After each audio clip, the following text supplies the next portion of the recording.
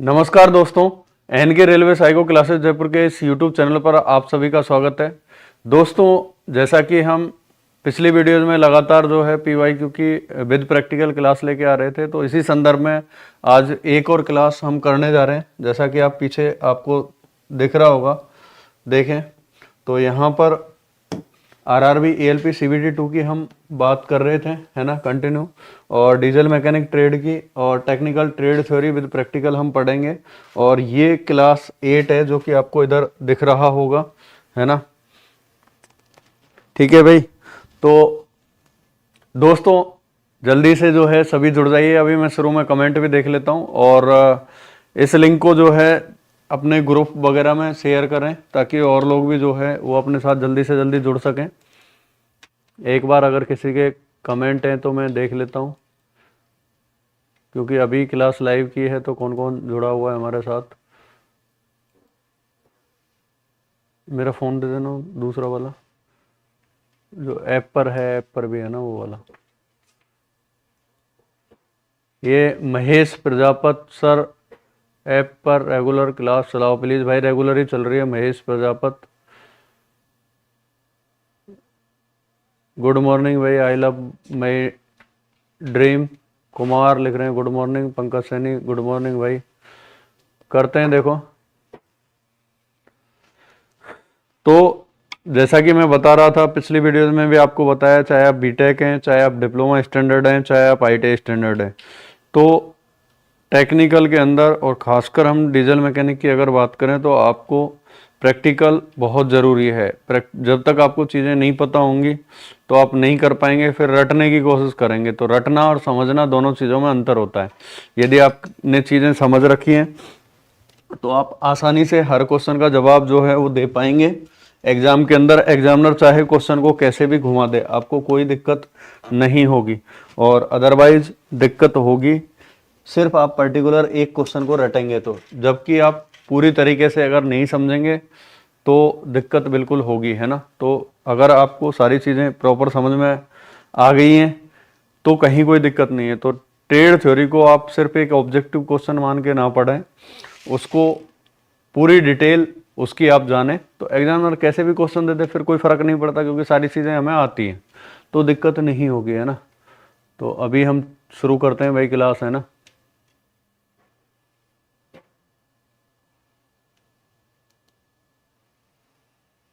ये full screen कर लेना, देखें भी।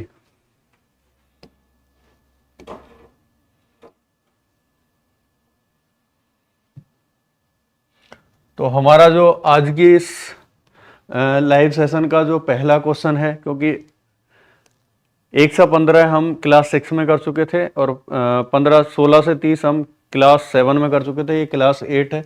तो क्वेश्चन संख्या 31 से चालू हो रहा है। इंजन का मुख्य भाग कहलाता है, तो ये हमने पहले भी आपको बताया। तो फिर हम यहाँ पे पहले इमेज पे डिस्कस करेंगे, फिर आपको प्रैक्टिकल भी कराएंगे। तो देखें भाई, और हम मल्टी सिलेंडर इंजन का भी प्रैक्टिकल कराएंगे, चाहे 6 सिलेंडर है, चाहे 4 है, चाहे 3 है, चाहे 8 है, चाहे 12 है ना, चाहे 16 है आपका। तो कहीं कोई आपको दिक्कत नहीं आने वाली है ट्रेड के अंदर। देखें भाई, तो हमारे सामने क्वेश्चन है कि इंजन का मुख्य भाग कहलाता है। ऑप्शन पे आप ध्यान दीजिए थोड़ा। ऑप्शन हमें क्या क्या दिए गए। ऑप्शन है हमारे सामने सिलेंडर हेड, क्या इंजन का मुख्य भाग है कि मुख्य मेन पार्ट्स, है ना, बिल्कुल है। और सिलेंडर ब्लॉक और क्रैंककेस हाउसिंग, तो ये तीनों ही हैं, ये तीनों ही इंजन के मुख्य भाग कहलाते हैं। अब यहाँ पर कुछ इमेज दी गई है। अगर इस इंजन में हम देखें तो यहाँ से यहाँ तक का ये जो भाग है ये सिलेंडर हेड ही है।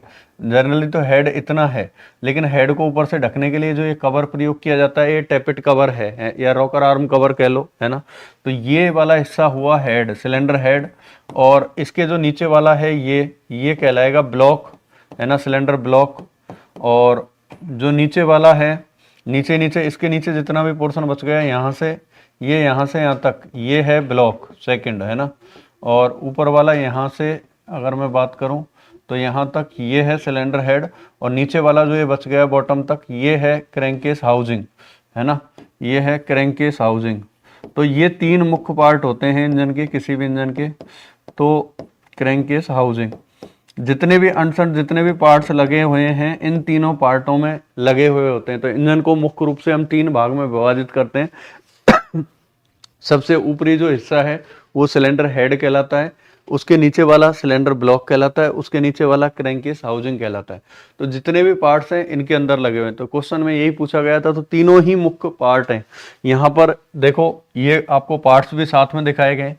यहाँ पर देखो ये ऊपर जो दिखा रखा है ये टैपेट कवर है, जो गोल सा आपको दिख रहा है ये वाला, ये इतना ये टैपेट कवर है। तो इसके अंदर देखो आपको क्या क्या दिख रहा है, यहाँ पर रॉकर आर्म को शो किया गया है, ये रॉकर आर्म दिख रही है, तो रॉकर आर्म असेंबली यहीं पर है।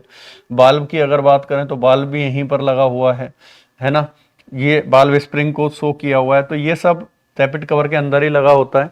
उसके नीचे हम बात करें तो ये हेड का हिस्सा हो गया है ना, ये वाला जो पोर्शन आप देख पा रहे हैं यहाँ से यहाँ तक, जहां आपको ये सिलेंडर भी दिख रहे हैं यहाँ तक, ये ब्लॉक है जिसके अंदर लाइनर लगे हुए हैं, ये लिखा हुआ भी है लाइनर, है ना। तो ये ब्लॉक है, ये ब्लॉक मैंने लिखा भी है। और जो इसके नीचे वाला बच गया जहां पर ये क्रैंक शाफ्ट लगी हुई है ना, तो ये वाला जो हिस्सा है ये क्रैंककेस हाउसिंग है। और नीचे ये जो आप एक डब्बा सा देख पा रहे हैं, क्रैंककेस हाउसिंग को नीचे से ढकने के लिए ये ऑयल चैम्बर या ऑयल सम्प या ऑयल पान इसको कहा जाता है, ये ढकने के लिए प्रयुक्त होता है। तो जितने भी इंजन के पार्ट्स हैं जो लगे हुए हैं वो इन तीन जगह ही लगे हुए हैं, सिलेंडर हेड ऊपर, बीच में ब्लॉक और नीचे नीचे क्रैंककेस हाउसिंग। तो सिलेंडर हेड को ढकने के लिए टैपेट कवर, जबकि क्रैंककेस हाउसिंग को ढकने के लिए ऑयल पान, ऑयल चैम्बर, है ना, या ऑयल सम्प प्रयोग किया जाता है, जो कि आपको नीचे दिख रहा है ऐसा होता है। ठीक है, अब जितने भी पार्ट्स हैं वो इसी में लगे हुए होंगे। आगे हम देखते हैं। तो मेरे हिसाब से आपके क्वेश्चन समझ में आ गए, राइट आंसर होगा डी। आगे भी हमने कुछ इमेज दी, यानी इसकी डबल स्लाइड बनाई, वही आपको समझाने के लिए, इंजन के मुख्य भाग दिखाने के लिए। तो यहाँ पर देखें, इस वाली इमेज में देखें तो ये वाला देखो, इसका नया नाम आ गया, एक बाल्व डोर कवर। अब हमने टैपेट कवर अब तक पढ़ा था, रॉकर आर्म अब कवर मैंने बताया था आपको, लेकिन इसका एक नया नाम आ गया यहाँ पे, बाल्व डोर कवर। तो बात एक ही है, यानी ये टैपेट कवर का ही अन्य नाम है। तो एग्जाम में कुछ भी आपको देखने को मिल सकता है। तो ऊपर ही ऊपर होगा ये वाला जो आप देख पा रहे हैं, आपको विजुअल हो रहा है वीडियो में बिल्कुल, ये सिलेंडर हेड है, और सिलेंडर हेड के जस्ट ऊपर ये टैपेट कवर या बाल्व डोर कवर ये लगा हुआ होता है। इसके नीचे आप जो देख पा रहे हैं, ये एक बोल्ट से देख पा रहे हैं स्टड, ये जो देख पा रहे हैं 1, 3 और 4, 7 और 4, 11 जो देख रहे हैं ये स्टड हैं। तो इनको हम बोलते हैं आई स्टड, है ना। तो सिलेंडर हेड जो है इनमें लगेगा, और ऊपर से हम नट लगा करके, बासर लगा करके इसको टाइट कर देते हैं। तो देखें, ये यहां से लेके यहां तक का हिस्सा ये कहलाता है सिलेंडर ब्लॉक, जो कि इंजन ब्लॉक आपको दिख रहा है। यहाँ पर आप सिलेंडर भी देख पा रहे होंगे, एक येरा गोल गोल है ना, जहां पर मेरे डॉट आपको दिख रहे हैं। और इसके नीचे वाला पोर्शन, जो इसके नीचे जो बच गया इतना, ये नीचे वाला, ये है भाई साहब क्रैंककेस हाउसिंग। क्या है? Crankcase housing. तो आप यदि नहीं समझेंगे चीज़ों को तो भाई गड़बड़ होगी, है ना। क्रैंककेस हाउसिंग, तो ये इससे भी आपके समझ में आ गया। और इस क्रैंककेस हाउसिंग को नीचे से ढकने के लिए जो प्रयुक्त है, इसको ऑयल पैन भी बोल देते हैं, ऑयल पान बोल देते हैं, ऑयल चैम्बर या ऑयल सम्प भी बोला जाता है। तो अब क्लियर हो गया होगा मेरे हिसाब से। तो ये इंजन के मुख्य पार्ट हैं, जितना भी इंजन का इक्विपमेंट्स लगे हुए होंगे इन तीन मुख्य पार्ट के अंदर लगे होंगे। पहला, first is cylinder head, second is cylinder block, और थर्ड इज आपका क्रैंककेस हाउसिंग, है ना। ये तीन। अगर इसको हम साइड वाले इमेज में देखें, वहां भी अगर हमने लिया तो देखो यहाँ पर क्या नाम लिया है इस टैपेट कवर का, देखो विजुअल तो आपको हो रहा है, क्या नाम लिया है यहाँ पे, रॉकर कवर नाम लिया है। इसके नीचे देखो यहाँ पर क्या दिख रहा है, रॉकर कवर गैस्केट, यानी इसके नीचे गैस्केट लगेगा। रॉकर कवर और सिलेंडर हेड गैस्केट की नहीं कह रहा हूं मैं, रॉकर कवर गैस्केट की कह रहा हूं। रॉकर कवर गैस्केट किस किस के बीच में लगेगा, ये सिलेंडर हेड है, ये हेड है, लिखा हुआ है देखो सिलेंडर हेड। तो सिलेंडर हेड के ऊपर ये कवर लगेगा, तो बीच में एक गैस्केट फिट होगा, जो कि ये आपको दिख रहा है एक लाइन सी। तो ये है ये रॉकर कवर गैस्केट। तो सिलेंडर हेड के ऊपर यहाँ पर आप देख रहे हो रॉकर आर्म्स लिखा हुआ है, रॉकर आर्म है, बाल्व स्प्रिंग है, बाल्व भी लगेंगे। इसी पर एग्जॉस्ट मैनिफोल्ड, इनलेट मैनिफोल्ड लगेगा, एयर क्लीनर लगेगा, साइलेंसर लगेगा। उसके नीचे अगर हम बात करें तो यहाँ पर देखो ये सिलेंडर को इंडिकेट किया हुआ है, ये 1, 2, 3, 4 सिलेंडर आपको दिख रहे हैं। तो 4 सिलेंडर इंजन का सिलेंडर ब्लॉक है। नीचे यहाँ पर, इससे नीचे ये वाला भाग क्रैंककेस हाउसिंग है, यहाँ पर क्रैंकशाफ्ट फिट होगी। नीचे देखो ऑयल पान या ऑयल चैम्बर को दिखाया गया है ना। तो ये सब इसके अंदर पार्ट्स लगेंगे, जो जो हम दिख रहे हैं वो आगे हम डिटेल में चर्चा करेंगे। मैं थोड़ा सा जूम कर देता हूँ इसको बड़ा, और आपको दिख जाए थोड़ा, देखें। तो यहाँ पर देखो क्रैंकशाफ्ट भी आपको दिख रही है, फ्लाई व्हील भी दिख रहा है, पिस्टन, कनेक्टिंग रॉड, ये सब कौन कौन सी चीज कहाँ लोकेटेड होती है ये सब ऑयल पंप वगैरह, डिस्ट्रीब्यूटर वगैरह, इग्निशन डिस्ट्रीब्यूटर, स्पार्क प्लग है ना, पेट्रोल इंजन है, ये टाइमिंग कवर है। अब टाइमिंग कवर किसे कहेंगे, अब ये सब आप प्रैक्टिकल करोगे ना तो चीज़ों को सीखोगे। अब टाइमिंग कवर से क्वेश्चन आ गया, अब आपको पता ही नहीं होता कि टाइमिंग कवर क्या होता है, रटने से काम नहीं चलेगा। डीजल मैकेनिक के अंदर, मोटर मैकेनिक व्हीकल के अंदर, आपके ऑटोमोबाइल के अंदर, ट्रैक्टर मैकेनिक के अंदर, ये सभी आपको स्टडी करना पड़ेगा और इसमें देखना पड़ेगा। पार्ट्स जो है जब तक आप नहीं देखेंगे, प्रैक्टिकल नहीं करेंगे, आप नहीं पकड़ पाएंगे, फिर रट्टा मार ही होगा वो, है ना। तो ये हो चुका है। इसको मैं एक बार प्रैक्टिकली और दिखा देता हूँ। हमारा जो इंजन है उस पर, तो हम उधर कैमरे को स्विच करते हैं भाई, है ना। तो देखें सिलेंडर हेड, ब्लॉक और वो देखें, तो ये हमारे प्रैक्टिकल स्टूडियो में ही इंजन जो है मौजूद है। ये वाला जो इंजन है ये हमारे प्रैक्टिकल स्टूडियो में मौजूद है, 4 स्ट्रोक डीजल इंजन है। इसका देखो, अगर हम बात करते हैं कि इंजन के मुख्य भाग, तो ऊपर ही ऊपर जो आपको दिख रहा है ये सिलेंडर हेड है ना। अब सिलेंडर हेड को ऊपर से ढकने के लिए, अब देखो यहाँ से ढकने के लिए यहाँ पर एक पैकिंग लगती है मल्टी सिलेंडर इंजन में, और उसके ऊपर जो है वो टैपेट कवर आता है। तो ये वाला जो कवर है, ये जो आप देख पा रहे हैं, तो ये टैपेट कवर है, बस ऐसा होता है और कुछ नहीं है। तो इस टैपेट कवर को ऐसे इस पर ढका जाएगा, ये ढकने के लिए, कवर करने के लिए प्रयुक्त होता है। तो ये हो गया टैपेट कवर। तो ऊपर ही ऊपर सिलेंडर हेड को ढकने के लिए जो प्रयुक्त कवर है वो क्या कहलाता है, टैपेट कवर कहलाता है। तो ये टैपेट कवर को मैं अगर हटा दूं या ना भी हटाऊं तो कोई फर्क नहीं पड़ रहा। तो यहाँ पर देखो, इसके नीचे रॉकर आर्म असेंबली बाल वगैरह आपको विजिबल होते हैं। इसके जस्ट नीचे ये वाला भाग सिलेंडर हेड है। अब हेड के जस्ट नीचे यहाँ पर सिलेंडर ब्लॉक गायब है, इस इंजन में हमने इसको गायब कर रखा है। यहाँ पर सिलेंडर ब्लॉक है नहीं, है ना। वो इसलिए नहीं है क्योंकि हमने ये ट्रांसपेरेंट सिलेंडर लाइनर इसके अंदर लगाया हुआ है, ये खुद नहीं बनाया था, क्योंकि इसमें हम आपको पिस्टन का मूवमेंट ऊपर नीचे होता हुआ दिखा सकें, इसलिए हमने ये लगाया था, है ना। तो सिलेंडर ब्लॉक को खोल के रख रखा है।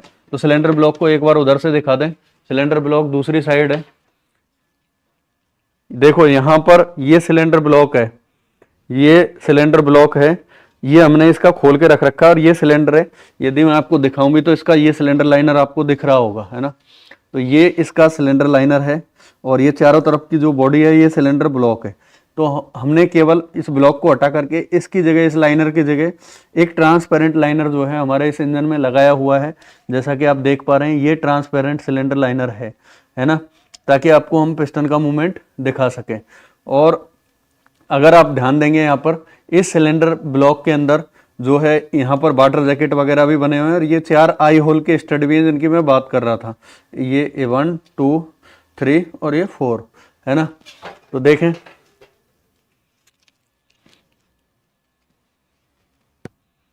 देखें अभी यहाँ पर सिलेंडर हेड हमने देख लिया। सिलेंडर हेड के जस्ट नीचे यहाँ लगता सिलेंडर ब्लॉक, तो सिलेंडर ब्लॉक आप जान गए। और ये सिलेंडर के जस्ट नीचे वाला, यानी यहाँ से लेके और यहाँ तक का जो ये पोर्शन है ये क्या कहलाएगा, क्रैंककेस हाउसिंग कहलाएगा। तो इस इंजन में देखो ये जो केम शाफ्ट है, ये केम शाफ्ट है, यहाँ इनको जो ये लिफ्टर हैं इनको ऑपरेट करने के लिए प्रयुक्त की गई है, और इस साइड में फ्यूल इंजेक्शन पंप है। तो इन सभी को ऑपरेट करने के लिए केम शाफ्ट और जो ये क्रैंक शाफ्ट है ये कहाँ लगी हुई है, क्रैंक केस हाउसिंग में ही लगी हुई है। तो ये 3 पार्ट हुए, हेड, ब्लॉक और क्रैंकेस हाउसिंग, यानी जितनी भी चीजें होंगी वो इनके अंदर ही लगी हुई होंगी। अगर मैं यहाँ दूसरे इंजन में एक बार आपको दिखाऊं तो ये दिखा देंगे, दिख रहा होगा। ये हमारे पास एक दूसरा इंजन है। यहाँ पर ये यहाँ से यहाँ तक ये सिलेंडर हेड है और यहाँ से नीचे ये सिलेंडर ब्लॉक है, और सिलेंडर ब्लॉक के जस्ट नीचे इतना वाला जो ये पोर्शन है ये क्रैंककेस हाउसिंग है। तो जितना भी मैक्सिमम पार्ट्स है इन 3 के अंदर लगा हुआ होगा। तो ये हमने प्रैक्टिकली भी आपको दिखा दिया। तो ये तीनों इंजन के मुख्य भाग कहलाते हैं। अभी हम कैमरे को स्विच करते हैं मेन बोर्ड की तरफ। देखें भाई, तो ये 3 मुख्य पार्ट हुए, तो राइट आंसर होगा डी। आगे चलते हैं, क्वेश्चन नंबर 32, ओवरफ्लो पाइप लगी हुई होती है। देखें भाई, ऑप्शन है आपके सामने ये रहे। अगर एक बार किसी के कमेंट है तो मैं देख लेता हूं, बाकी फिर कंटिन्यू करते हैं क्लास को, है ना।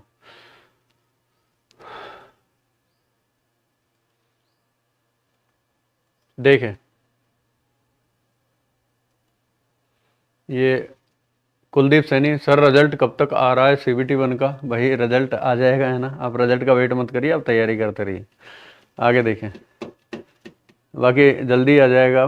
और उसके बाद अभिषेक कुमार लिख रहे हैं, गुड मॉर्निंग सर भाई, गुड मॉर्निंग। अच्छा, आई लव माई ड्रीम, जी sir. Deep Chand, good morning sir भाई, गुड मॉर्निंग, है ना। सर आप बहुत अच्छा पढ़ाते हैं, दीप चंद मीना लिख रहे हैं।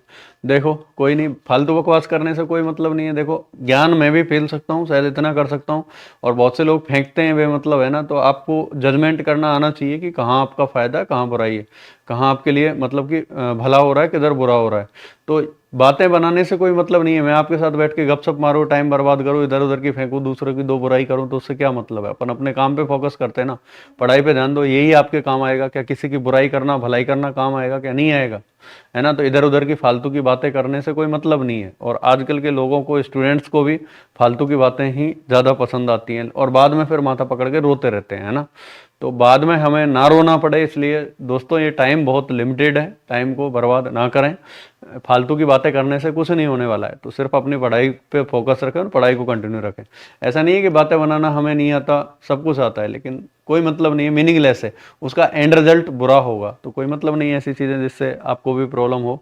अब ये वही लिख रहे हैं, ये फुल स्क्रीन कर लेना। ये लिख रहे हैं सर 40 नंबर बन रहे हैं बेंगलोर ओबीसी से। तो मैंने बता दिया, हो जाएगा भाई, इसमें कोई दिक्कत नहीं है। ये फुल स्क्रीन कर लेना ना। देखें तो हमारा जो क्वेश्चन है वो आपके सामने है, ये रहा कि ओवरफ्लो पाइप। अब आपको पता होना चाहिए ओवरफ्लो पाइप किसे कहेंगे। पहले तो ओवरफ्लो का मतलब है, जनरली आप समझ रहे होंगे, ओवर मतलब ज़्यादा चले जाना किसी चीज़ का। अब यहाँ पर हम डीजल की बात कर रहे हैं, है ना, डीजल इंजन के अंदर। तो डीजल एक्स्ट्रा चला जाता है, यानी फ्यूल इंजेक्शन पंप जब हाई प्रेशर पर लिफ्ट करता है इंजन को, तो इंजेक्टर के पास में अतिरिक्त फ्यूल पहुंच जाता है। जितना वो स्प्रे करता है उसके बाद भी उसके पास बच जाता है। तो उसका क्या करें, तो उसको हम ओवरफ्लो पाइप के जरिए जो है रिटर्न लेके आते हैं वापस से। तो देखो यहाँ पर दो इमेज हमने हमारी प्रैक्टिकल स्टूडियो की लगाई हुई है, तो पहले आप समझ लीजिए, जवाब आपको मिल जाएगा। तो देखें यहाँ पर अगर हम बात करें, दो अलग अलग इंजन हैं, आपको दिख रहा होगा। मैं थोड़ा जूम कर देता हूँ इसको, एक बार मार्कर हटाता हूँ, बाकी विजुअल हो रहा है कि आपको प्रॉपर। देखें भाई, पहला ये इंजन है हमारे पास। तो इसमें मैं आपको बताऊं, देखो इसमें एफआईपी तो आपको दिखेगा नहीं क्योंकि दूसरी साइड है। ये जो पाइप आ रही है, ये वाली ग्रीन, ये जो जा रही है जिस पर मैं लाइन ड्रॉ कर रहा हूं, ये हाई प्रेशर पाइप है। कौन सी है? एचपी पाइप है। हाई प्रेशर पाइप में जो है इधर बैक साइड में इधर फ्यूल इंजेक्शन पंप लगा हुआ होगा, यानी एफआईपी होगा। तो एफआईपी से आती है ये, है ना।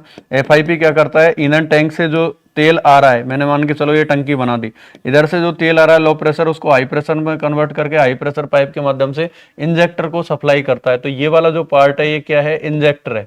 तो इंजेक्टर को यहाँ पर सप्लाई करेगा। इंजेक्टर का अन्य नाम अंत्यक्षेपक है। इसका कार्य होता है डीजल को महीन कणों में तोड़ करके सिलेंडर में गर्म हवा के ऊपर फुहार के रूप में स्प्रे करना, ताकि ईंधन को आसानी से जलाया जा सके, डीजल को। अब इसको मान के चलो, आप ये मान के चलें 10 ml स्प्रे करता है, ये 10 ml स्प्रे करता है, और इसके पास पहुंच गया 11 ml डीजल पहुंच गया। तो 11 ml पहुंच गया, तो 1 ml एक्स्ट्रा पहुंचा इसके पास, 1 ml एक्स्ट्रा बच जाएगा। अब इस 1 ml का क्या होगा? 10 ml तो जल जाएगा, लेकिन 1 ml ज्यादा पहुंच गया, तो फिर वो उसका क्या करें? तो उसके लिए यहाँ पे इंजेक्टर में एक व्यवस्था दी गई है। देखो इधर से तो ये हाई प्रेशर पाइप के माध्यम से प्रवेश करता है, और जितना सिलेंडर में अंदर इसको स्प्रे करना होता है उतना ये स्प्रे कर देता है। मान के चलो 10 ml तो यहाँ पे स्प्रे हो गया, ये हो गया। अब 1 ml इसके पास बचा, तो वो 1 ml को ये रिटर्न कर देता है। तो हमको एक रिटर्न पाइप लगानी पड़ती है, जो मैं दूसरे कलर से ड्रॉ कर रहा हूं ताकि आपको और क्लियर हो जाए और आपको समझने में दिक्कत नहीं आए। देखें भाई, तो यहाँ पर ये जो पाइप है ये रिटर्न पाइप है। अब देखो रिटर्न या ओवरफ्लो पाइप, दो नाम इसके मिलेंगे आपको। रिटर्न पाइप भी बोल देते हैं, या फिर इसको ओवरफ्लो पाइप भी बोल देते हैं। तो ये ओवरफ्लो पाइप कहाँ, किस किस के बीच लगी हुई है? इधर देखो, इधर क्या है? ये इंजेक्टर। तो इंजेक्टर से ओवरफ्लो पाइप के जरिए जो है, जो अतिरिक्त फ्यूल है, जो कि 1 ml बचा था हमारा, ये रहा, 10 ml तो यूज आ गया, तो 1 ml इधर से वापस जाएगा। और कहां पर जा रहा है? इस वाले इंजन में, ईंधन टैंक पर। ये टंकी है, आपको दिख रही है ना, इस टंकी में ही वापस चला जाता है, फ्यूल टैंक में वापस चला गया। तो अब आपसे यही पूछा है कि जो ये ओवरफ्लो पाइप है किस किस के बीच लगी हुई है? तो इधर इंजेक्टर और इधर ईंधन टैंक, इसके बीच में लगी हुई है। इंजेक्टर से हम कहां ले जा रहे हैं? उसको ईंधन टैंक पे ले जा रहे हैं। जबकि इसके बगल वाला जो इंजन है दूसरा, तो कोई जरूरी नहीं है, इसको हम 2-3 जगह ले जा सकते हैं। ईंधन फिल्टर पर भी ले जा सकते हैं, ईंधन टैंक पर भी ले जा सकते हैं, है ना। तो इस वाले में देखो, इस वाले इंजन की अगर मैं बात करूं तो यहाँ पे आपको पूरा विजुअल होगा इसका, मैं अभी प्रैक्टिकल भी आपको करा दूंगा। देखो यहाँ पे हो क्या रहा है, ये जो पाइप है ये फ्यूल टैंक से आ रही है, यानी फ्यूल की टंकी है, मैं इधर बना देता हूँ, मान के चलो ये टंकी है ना डीजल की, तो इसमें से ये पाइप आ रही है, जो आपको ये पाइप दिख रही है, इसमें से डीजल ऐसे आ रहा है और कहाँ पे आ रहा है, ईंधन फिल्टर पर आ रहा है। ये वाला जो पार्ट है ये क्या है, ईंधन फिल्टर है, ये वाला, ये जो दिख रहा है गोल डब्बा सा आपको, ये ईंधन फिल्टर है ना, ये ईंधन फिल्टर है। ईंधन फिल्टर से देखो क्या हो रहा है, उधर से ये फ्यूल इंजेक्शन पंप उस साइड होगा, तो यहां से जो ये वाली जो बेंजो नली है, इससे एफआईपी पर एक कनेक्शन जाता है। बाकी ये जो पाइप दिख रही है यहां पर देखो, ये इंजेक्टर है, मैं थोड़ा सा इसको ऊपर करता हूं तो आपके समझ में आ जाएगा। देखो अब आप इंजेक्टर को पकड़ो, ये इंजेक्टर है हमारा, ये जो आप देख पा रहे हैं ये बॉडी इंजेक्टर है। अब इसने 10 ml तो स्प्रे कर दिया, मान के चलो, है ना, समझा रहा हूं मैं समझने की दृष्टि से, 10 ml इसने स्प्रे कर दिया, तो कितना ml बचा, मैंने कहा 11 ml फ्यूल इसके पास इस हाई प्रेशर पाइप से आया। कितना आया, 11 ml आया, 11 ml आया इसके पास में, 11, 10 ml स्प्रे कर दिया तो 1 ml अतिरिक्त फ्यूल बचा।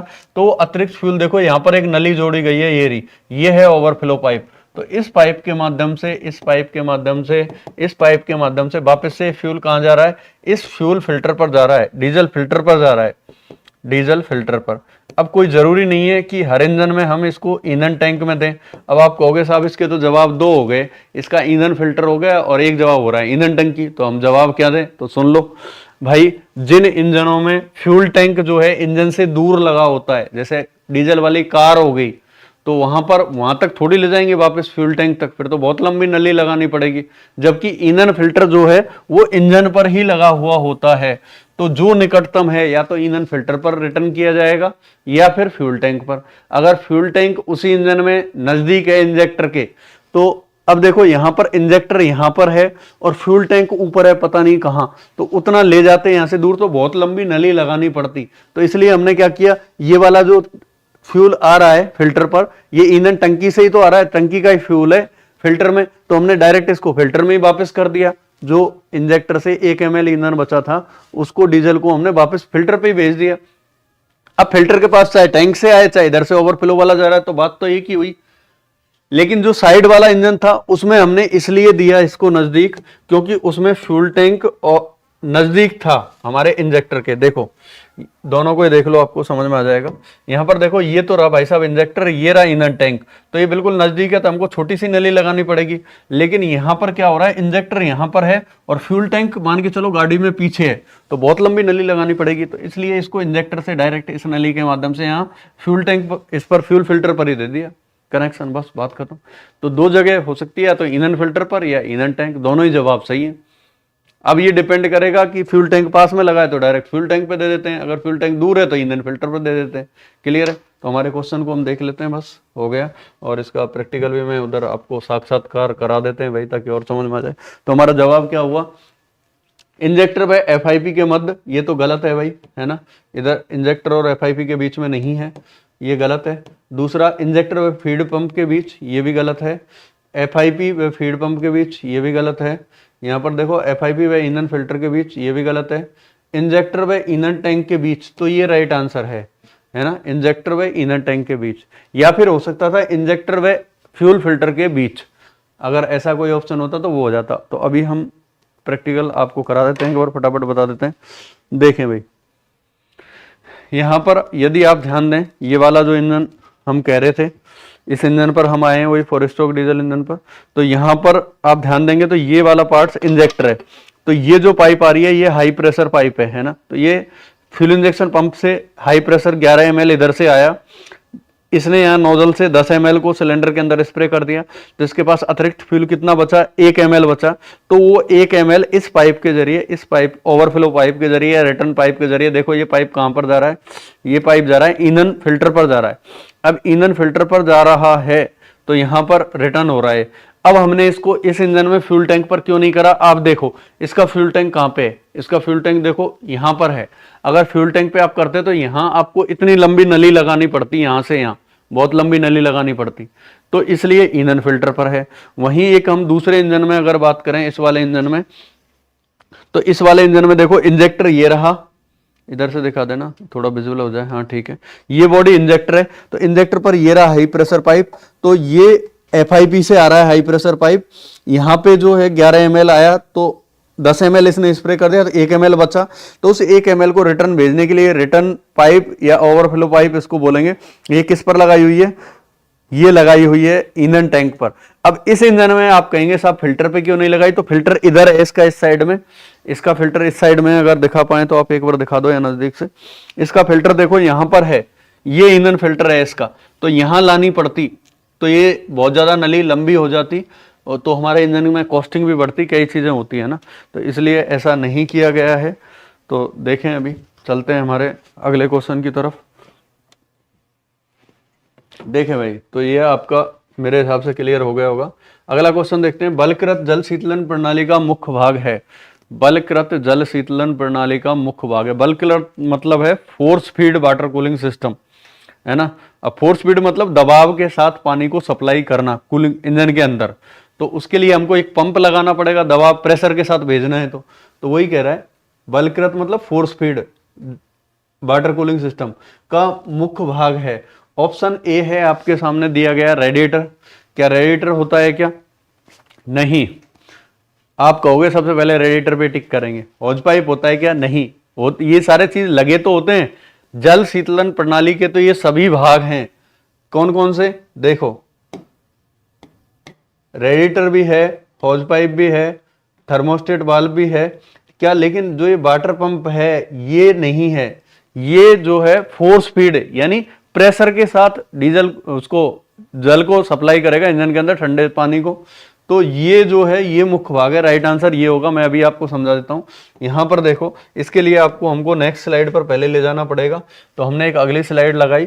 यहां पर देखो, ये जो डायग्राम आपको दिया गया है ये वाटर कूलिंग इंजन का ही है, वाटर कूलिंग सिस्टम ही है। लेकिन किस प्रकार का वाटर कूलिंग सिस्टम है? ये थर्मोसाइफन सिद्धांत पर कार्य करता है। अब थर्मोसाइफन सिद्धांत क्या कहता है? थर्मोसाइफन सिद्धांत ये कहता है कि गर्म पानी हमेशा जो है वो ऊपर उठ करके, हल्का होकर के ऊपर उठ जाता है और ठंडा पानी उसकी जगह नीचे ले लेता है ना। तो ये है थर्मोसाइफन का सिद्धांत। तो यहां पर देखो ये वाटर कूलिंग सिस्टम, ये वाला देखो आपको क्या लिखा हुआ है यहाँ पे यदि आप गौर करेंगे, सिलेंडर वाटर जैकेट, यानी ये सिलेंडर ब्लॉक वाला पोर्शन है जहां पर कि सिलेंडर होंगे और इन सिलेंडर के अंदर पिस्टनों का मूवमेंट होगा और यहाँ पर जो है 3000 डिग्री सेंटीग्रेड एक पावर स्ट्रोक के दौरान टेम्परेचर जनरेट हो रहा होगा। तो ये सिलेंडर है ना। तो ध्यान दें भाई। तो यहां पर हो क्या रहा है? देखो, सिलेंडर ब्लॉक से, यहां पर देखो सिलेंडर ब्लॉक से पानी जा रहा है यहां पर, है ना। तो ये शायद इस साइड से, तो ये अपर टैंक, इधर वाला रेडिएटर है, ठीक है। तो ध्यान दो क्या हो रहा है यहां पर इंजन में। आप ध्यान दें, ये रेडिएटर है, इधर वाला जो हिस्सा है ये रेडिएटर है, रेडिएटर ये वाला, है ना। और यहां पर ये एक फैन भी लगा हुआ है, आप देख पा रहे होंगे। ये जो है ये फैन है, ठीक है। अब ध्यान दो, जो मैं समझाना चाह रहा हूं उस पर ध्यान देना। ये जो रेडिएटर है ना, ये इसका जो नीचे वाला टैंक है यहां पर लिखा हुआ लोअर टैंक, और ये रेडिएटर का अपर टैंक है यानी ऊपर वाला टैंक, और ये पूरा कंप्लीट रेडिएटर कहलाता है। ये जो है ऊपर से नीचे तक रेडिएटर कोर या वाटर कोर या रेडिएटर ट्यूब के जरिए अपर टैंक और लोअर टैंक को आपस में जोड़ा जाता है। ये पतली एक नली होती है और कुछ नहीं है, जो इनका संबंध ऊपर से नीचे अपर टैंक और लोअर टैंक को जोड़ने के लिए इनका प्रयोग किया जाता है। तो यहां से पानी ऐसे ऐसे ऐसे नीचे फ्लो होता है और ऐसे इंजन में जाएगा। अब देखो, यहां से पानी ये इंजन में जा रहा है, आपको एरो दिखा रहे हैं, ये गया, तो यहां से ठंडा पानी जाएगा। अब इसमें रेडिएटर को थोड़ा सा, जो इंजन की सतह उससे थोड़ा सा उठा करके लगाया जाता है, थोड़ा लेवल से ऊपर रखा जाता है ना। तो होगा क्या, जो ठंडा पानी है वो सिलेंडर ब्लॉक में जाएगा, गर्म होकर के वो पानी ऊपर उठ जाएगा। ऊपर उठेगा तो इधर से ऑटोमेटिक आएगा, तो यहां पर आएगा और यहां इनमें बहते बहते ठंडा होगा, वापस से ठंडा होकर के ये जो ठंडा पानी है इधर प्रेशर मारेगा, क्योंकि ये थोड़ा सतह से ऊपर उठा के लगाया जाता है। तो यहां पर जो ठंडा पानी गया था वो गर्म होकर ऊपर उठ जाता है और ऑटोमेटिक इधर बहता रहता है और ठंडा पानी इधर से नीचे चलता रहता है। तो यहां पर कोई हमने वाटर पंप प्रयोग किया क्या? इस वाली इमेज में नहीं किया, है ही नहीं। ये भी वाटर कूलिंग सिस्टम ही है, लेकिन ये thermo siphon water cooling system है। इसमें वाटर पंप प्रयोग नहीं होता है, बिना वाटर पंप के ये कूलिंग सिस्टम काम करता है। इसमें अंतर इतना होता है कि ये जो रेडिएटर है इसको इंजन की सतह से थोड़ा ऊपर उठा के लगाया जाता है। तो इसमें होगा क्या कि जो ठंडा पानी इधर से प्रवेश करेगा, जैसे ही वो सिलेंडरों के संपर्क में आएगा तो उनकी गर्मी से वो गर्म होकर ऊपर उठ जाएगा। ऊपर उठेगा तो फिर नीचे से इधर से फिर से ठंडा पानी इसको धक्का देगा, गर्म पानी ऊपर गर्म होकर के इधर रेडिएटर के अपर टैंक में आएगा।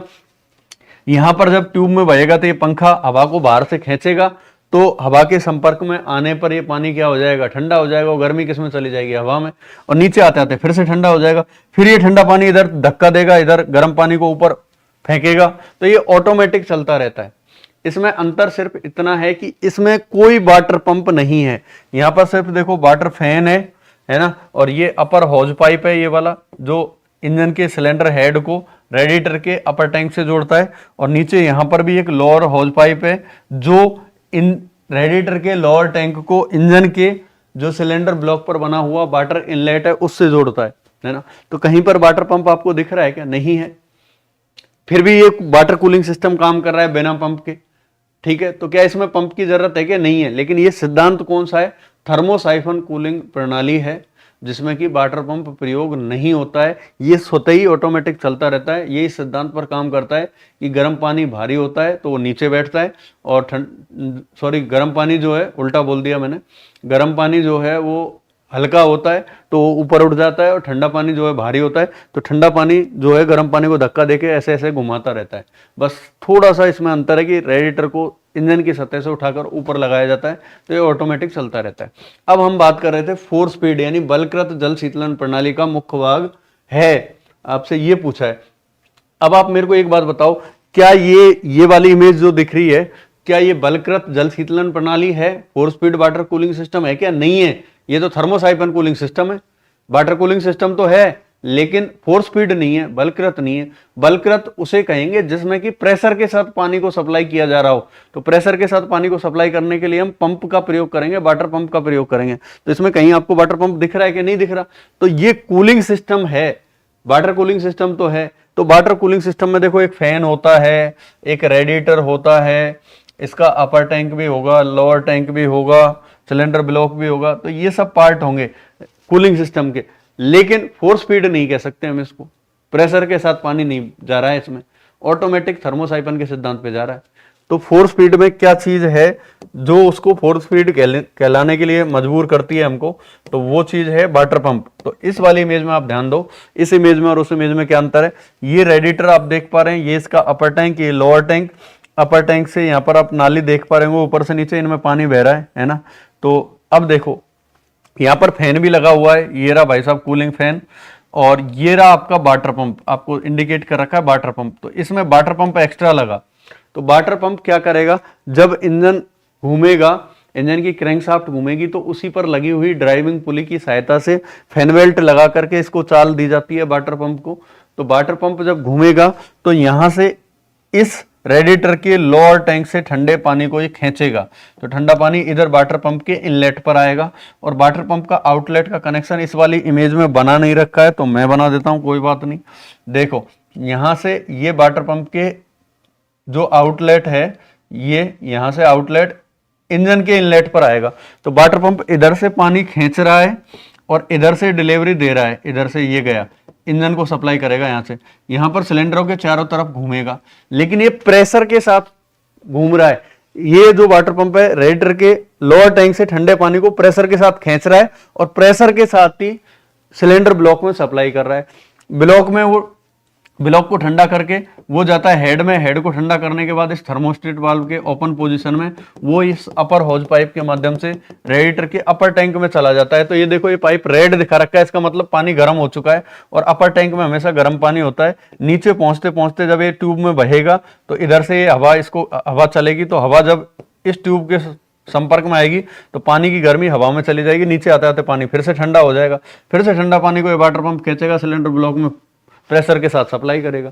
तो इस सिस्टम को हम 4 स्पीड इसलिए कह रहे हैं, बलकृत जल शीतलन प्रणाली इसलिए कह रहे हैं क्योंकि इसके अंदर एक पार्ट लगा हुआ है। वो क्या है, ये वाटर पंप है। ये वाटर पंप प्रेशर के साथ इसको खींचता है और प्रेशर के साथ ही इंजन को सप्लाई करता है ठंडे पानी को। लेकिन जो अभी मैंने थर्मोसाइफन कूलिंग सिस्टम आपको दिखाया, क्या उसमें ये वाटर पंप था? क्या नहीं था, सिर्फ फैन था और रेडिएटर को थोड़ा सतह से, इंजन की सतह से थोड़ा ऊपर लगा रखा था, ऑटोमेटिक पानी घूम रहा था, वाटर पंप की जरूरत ही नहीं है उसमें, है ना। तो क्वेश्चन को आप पढ़ें, आप बल्क जल शीतलन प्रणाली का मुख्य भाग है, रेडिएटर है क्या? रेडिएटर तो थर्मोसाइफन में भी था, कूलिंग सिस्टम का तो भाग है रेडिएटर, लेकिन फोर्स फीड सिस्टम का नहीं है। हॉज पाइप है क्या? है हॉज पाइप तो थर्मोसाइफन में भी था, थर्मोस्टेट वाल्व उसमें भी था। तो यहां पर देखें तो वाटर पंप ये फोर्स फीड प्रणाली का मुख्य भाग है जो पानी को प्रेशर के साथ सप्लाई करता है। चलते हैं अगले क्वेश्चन की तरफ। ये हमारा वही गया था, ये है, देखो इसमें कहीं नहीं है वाटर पंप भाई, है ना। देखें नेक्स्ट क्वेश्चन, थर्मोस्टेट वाल्व लगा होता है, ये वेरी इंपॉर्टेंट क्वेश्चन है, देखें भाई, और आता है एग्जाम में। थर्मोस्टेट वाल्व कहाँ लगा हुआ होता है, ये क्वेश्चन है। लोकेशन पूछिए आपसे थर्मोस्टेट वाल्व की, तो थर्मोस्टेट का वाल्व का कार्य आपको पता होना चाहिए, लोकेशन आपको पता होना चाहिए। इंजन को वर्किंग टेम्परेचर पर लाना थर्मोस्टेट वाल्व का कार्य होता है। जब थर्मोस्टेट वाल्व हम डिटेल में पढ़ेंगे थ्योरी की क्लास के अंदर, तो हम वहाँ ज़्यादा डिटेल में डिस्कस करेंगे।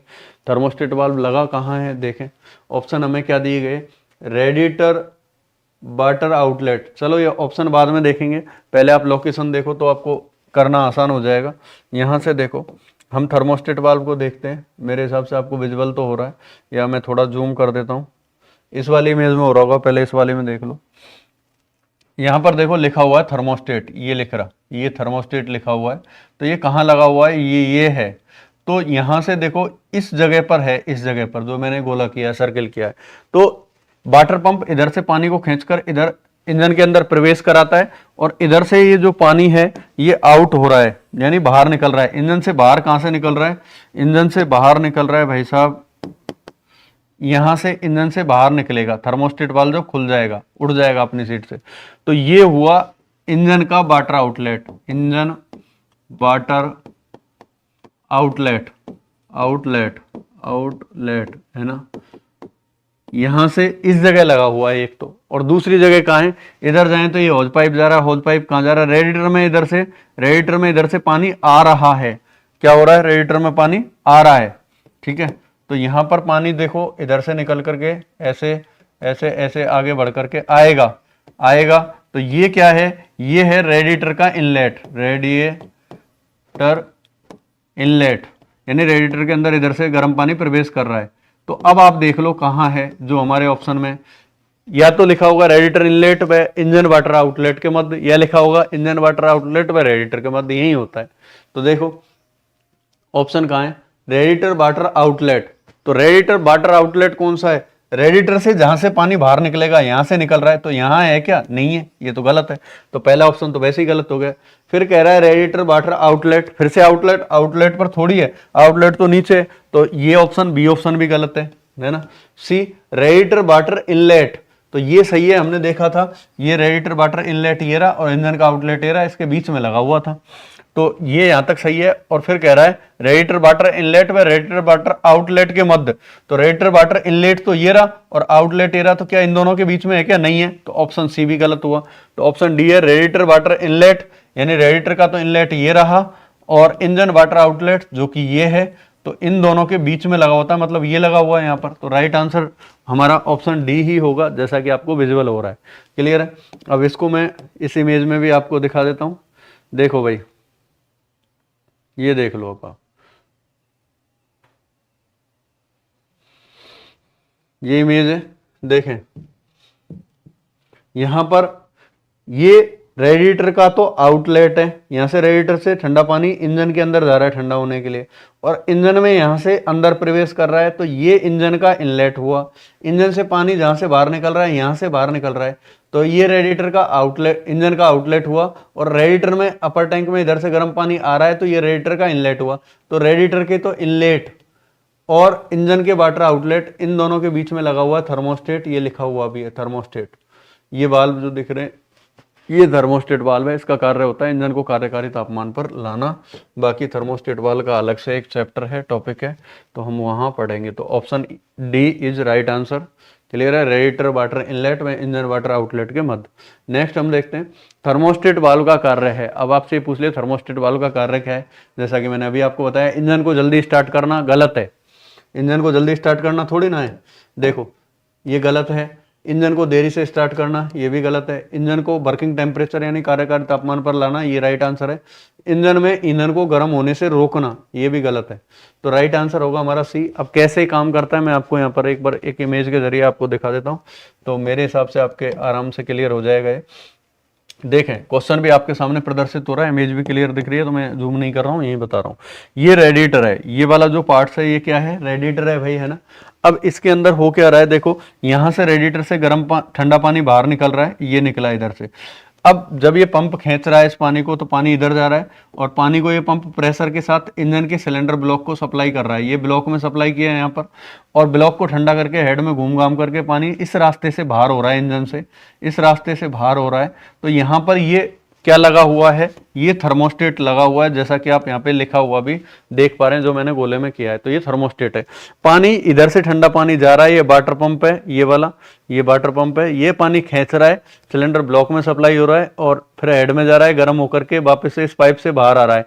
लेकिन जब तक ये थर्मोस्टेट अपनी सीट से नहीं उठेगा, ये पानी जो है इस रेडिएटर के अंदर ठंडा होने के लिए नहीं जाएगा। तो अब नहीं जाएगा तो ये किधर जाएगा, फिर ये यूं यूं यही पानी घूमता रहता है। तो ये हम क्यों लगाते हैं, जो शीत प्रधान प्रदेश होते हैं जहां पर कि माइनस में टेम्परेचर रहता है, तो वहां पर इंजन को स्टार्ट करना बहुत ही मुश्किल होता है और इंजन को वर्किंग टेम्परेचर पर लाना भी बहुत ही मुश्किल होता है। तो इंजन को जब हम स्टार्ट कर लेते हैं हीटर प्लग वगैरह की सहायता से, तो इंजन जल्दी से उसके एक कार्यकारी तापमान पर आ जाए, वर्किंग टेम्परेचर पर आ जाए। तो उसके लिए एक थर्मोस्टेट वाल्व लगाया हुआ है, जो पानी सिलेंडर हेड और ब्लॉक में गया होगा, तो जब वहां पर पावर स्ट्रोक घटित होगा तो 3000 डिग्री टेम्परेचर जनरेट होगा, तो वो पानी गर्म होगा। अब गर्म होगा तो इंजन का टेम्परेचर मान के चलो कहीं पर -40 डिग्री है। अब -40 डिग्री में इंजन इतने जल्दी तो वर्किंग टेम्परेचर पर आएगा नहीं भाई, हर किसी का एक वर्किंग टेम्परेचर होता है। हमारे शरीर का भी एक वर्किंग टेम्परेचर है 37 डिग्री सेल्सियस, या आप फारेनहाइट में कहें तो 98.6 डिग्री फारेनहाइट। यदि उससे ज़्यादा टेम्परेचर हो जाता है तो हम बुखार बोल देते हैं, और उससे कम हो जाता है तो उसको बोल देते हैं आदमी ठंडा पड़ रहा है, और ठंडा पड़ने पर डैश हो जाती है, आपको पता है। तो हर चीज़ का एक वर्किंग टेम्परेचर है, वो फिक्स तापमान पर ही सही काम करता है। तो ऐसे ही इंजन भी का भी जो वर्किंग टेम्परेचर है लगभग 60-70 डिग्री के आसपास, तो वो उसी पर सही काम करता है। तो अब जहाँ पर माइनस में 40 डिग्री टेम्परेचर है, तो इसको वर्किंग पूरा इंजन जो है -40 पे ठंडा हो रखा होगा सारे इसके पार्ट्स। तो इसको जब हम शुरू में स्टार्ट करते हैं तो हमने जैसे तैसे स्टार्ट तो कर लिया, लेकिन इंजन का टेम्परेचर तो अभी कार्य करने लायक नहीं है। तो उसके लिए हम क्या करते हैं, इसके अंदर जो ये पानी वाटर पंप फेंक रहा है रेडिएटर से, तो वो जो है उसको बार बार अंदर ही अंदर घुमाते रहते हैं। इधर से आएगा ये वाटर पंप, इधर से फिर भेजेगा हेड ब्लॉक में, वहाँ गर्म होकर के फिर वापस इधर से, थर्मोस्टेट अभी खुला नहीं है तो ये इस बाईपास से वापस से इधर से ये इधर घूमता रहता है। तो यही गर्म पानी बार बार इंजन के अंदर घूमेगा, तो इंजन क्या है जल्दी गर्म हो जाएगा। और ये पानी जैसे ही इंजन वर्किंग टेम्परेचर पे आएगा, तो वर्किंग टेम्परेचर पे आते ही थर्मोस्टेट वाल्व अपनी सीट से उठेगा और ये पानी को इधर भेजना बंद कर देगा। ये पानी इधर से रेडिएटर के अपर टैंक में ठंडा होने के लिए चला जाएगा। तो थर्मोस्टेट वाल्व का कार्य होता है इंजन को कार्यकारी तापमान पर लाना, जो कि ऑप्शन सी है। तो ये राइट आंसर हुआ। चलते हैं हम नेक्स्ट क्वेश्चन की तरफ। देखो भाई, अगला है हीटर प्लग, यानी अब जो बात आई है वो बात यहाँ पर भी आ रही है। हीटर प्लग का एक अन्य नाम है ग्लो प्लग, है ना। तो देखें हीटर प्लग या ग्लो प्लग लगा होता है, तो ऑप्शन है आप देख लो, सिलेंडर हेड में, सिलेंडर ब्लॉक में, क्रैंकेस हाउसिंग में, दहन कक्ष में, और या ऑयल चैम्बर में। अब देखा जाए तो देखो, पहली बात तो ये देखो अब ग्लो प्लग है क्या बीमारी। देखो सबसे पहले अगर हम बात करें हीटर प्लग या ग्लो प्लग की हम बात कर रहे हैं, तो जो शीत प्रधान प्रदेश होते हैं, जैसा कि हमने पिछले क्वेश्चन पे बात करी, जहां माइनस में टेम्परेचर रहता है। जनरली अपने यहाँ भी जो नॉर्थ साइड में भी बहुत सारी गाड़ियां थी, जैसे महिंद्रा की मेजर गाड़ी जो लगभग थार के पैटर्न पे थी, जिसमें कि पर्दे वगैरह होते थे, पुलिस वालों के पास जो जीप रहती थी, तो वो वाली, तो उसमें हीटर प्लग का अलग से व्यवस्था है। तो सिलेंडर हेड के अंदर कंबस्शन चैम्बर कटा होता है। ये डीआई इंजनों में नहीं होता, जो बिना डीआई वाले इंजन थे, सादा इंजन, तो उनमें हीटर प्लग की व्यवस्था रहती है। तो जब माइनस में टेम्परेचर होगा, तो बाहर मान के चलो -20 डिग्री टेम्परेचर है या 10 डिग्री टेम्परेचर है केवल, और इंजन का वर्किंग टेम्परेचर चाहिए 70 डिग्री कार्य करने के लिए। अब इंजन को स्टार्ट कैसे करें, क्योंकि सारे पार्ट 10 डिग्री पे ठंडे हुए पड़े, तो ईंधन जलाना इतना आसान नहीं होगा, इंजन को स्टार्ट करना आसान नहीं होगा, क्योंकि कंप्रेशन के बाद हवा का तापक्रम यदि 350 से 750 डिग्री सेंटीग्रेड हो तो अगर उस पर डीजल छिड़का जाए तो इंजन स्टार्ट होगा, अदरवाइज नहीं होगा। तो फिर क्या किया जाए, तो जो कंबशन चैम्बर के अंदर हम एक छोटा सा प्लग लगा देते हैं।